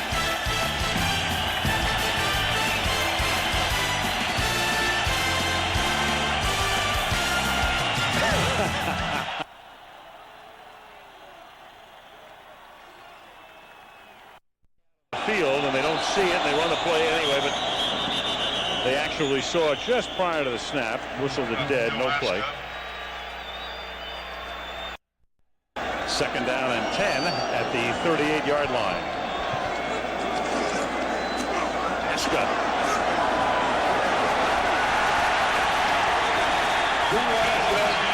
And he's out of bounds at the 22-yard line.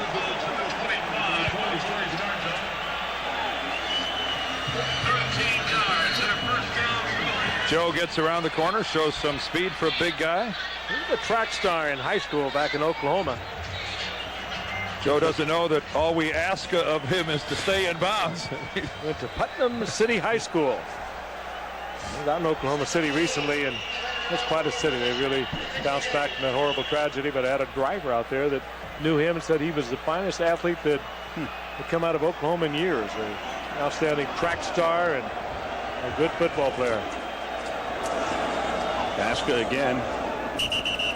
The kid who lost the sight in one eye. There's a happy, well, normally they're a happy group. I'm not quite sure what they're smiling about tonight. Marcus Allen, Art Shell. Well, if you're just tuning in, nope, it's not that way at all. They're down by 19. This will be the first time in how many games for Marcus Allen that he's lost to the Raiders?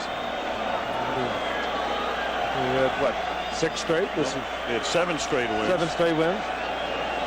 That's right. They won earlier this year. That's still a pretty good record. It is. Aska gets taken down.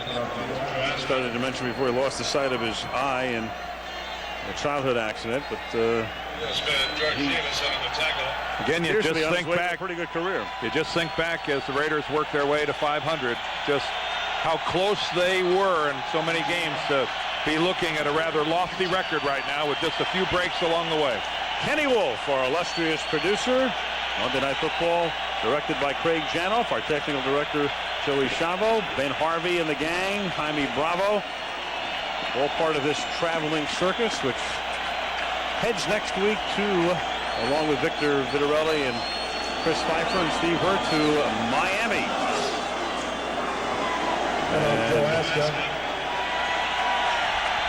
Kim Bauer, along with George Hill, our statistician, Malibu Kelly Hayes, our spotter. On we go. You can go deep on the internet on NFL.com during the week to stay up to date with All of the NFL information as Week 15 climaxes with a big Oakland victory. They win it by a score of 26-7 to get to 500. The Chiefs drop to 9-5. And they do not clinch, which they could have done, a playoff berth. That'll have to wait until next week if they can knock off Indianapolis. We'll talk to you next Monday as we head to Miami for the game between the Dolphins and the Bills. Until then, Al Michaels, Frank Gifford, Dan Dierdorf, Lynn Swan. Good night from Oakland.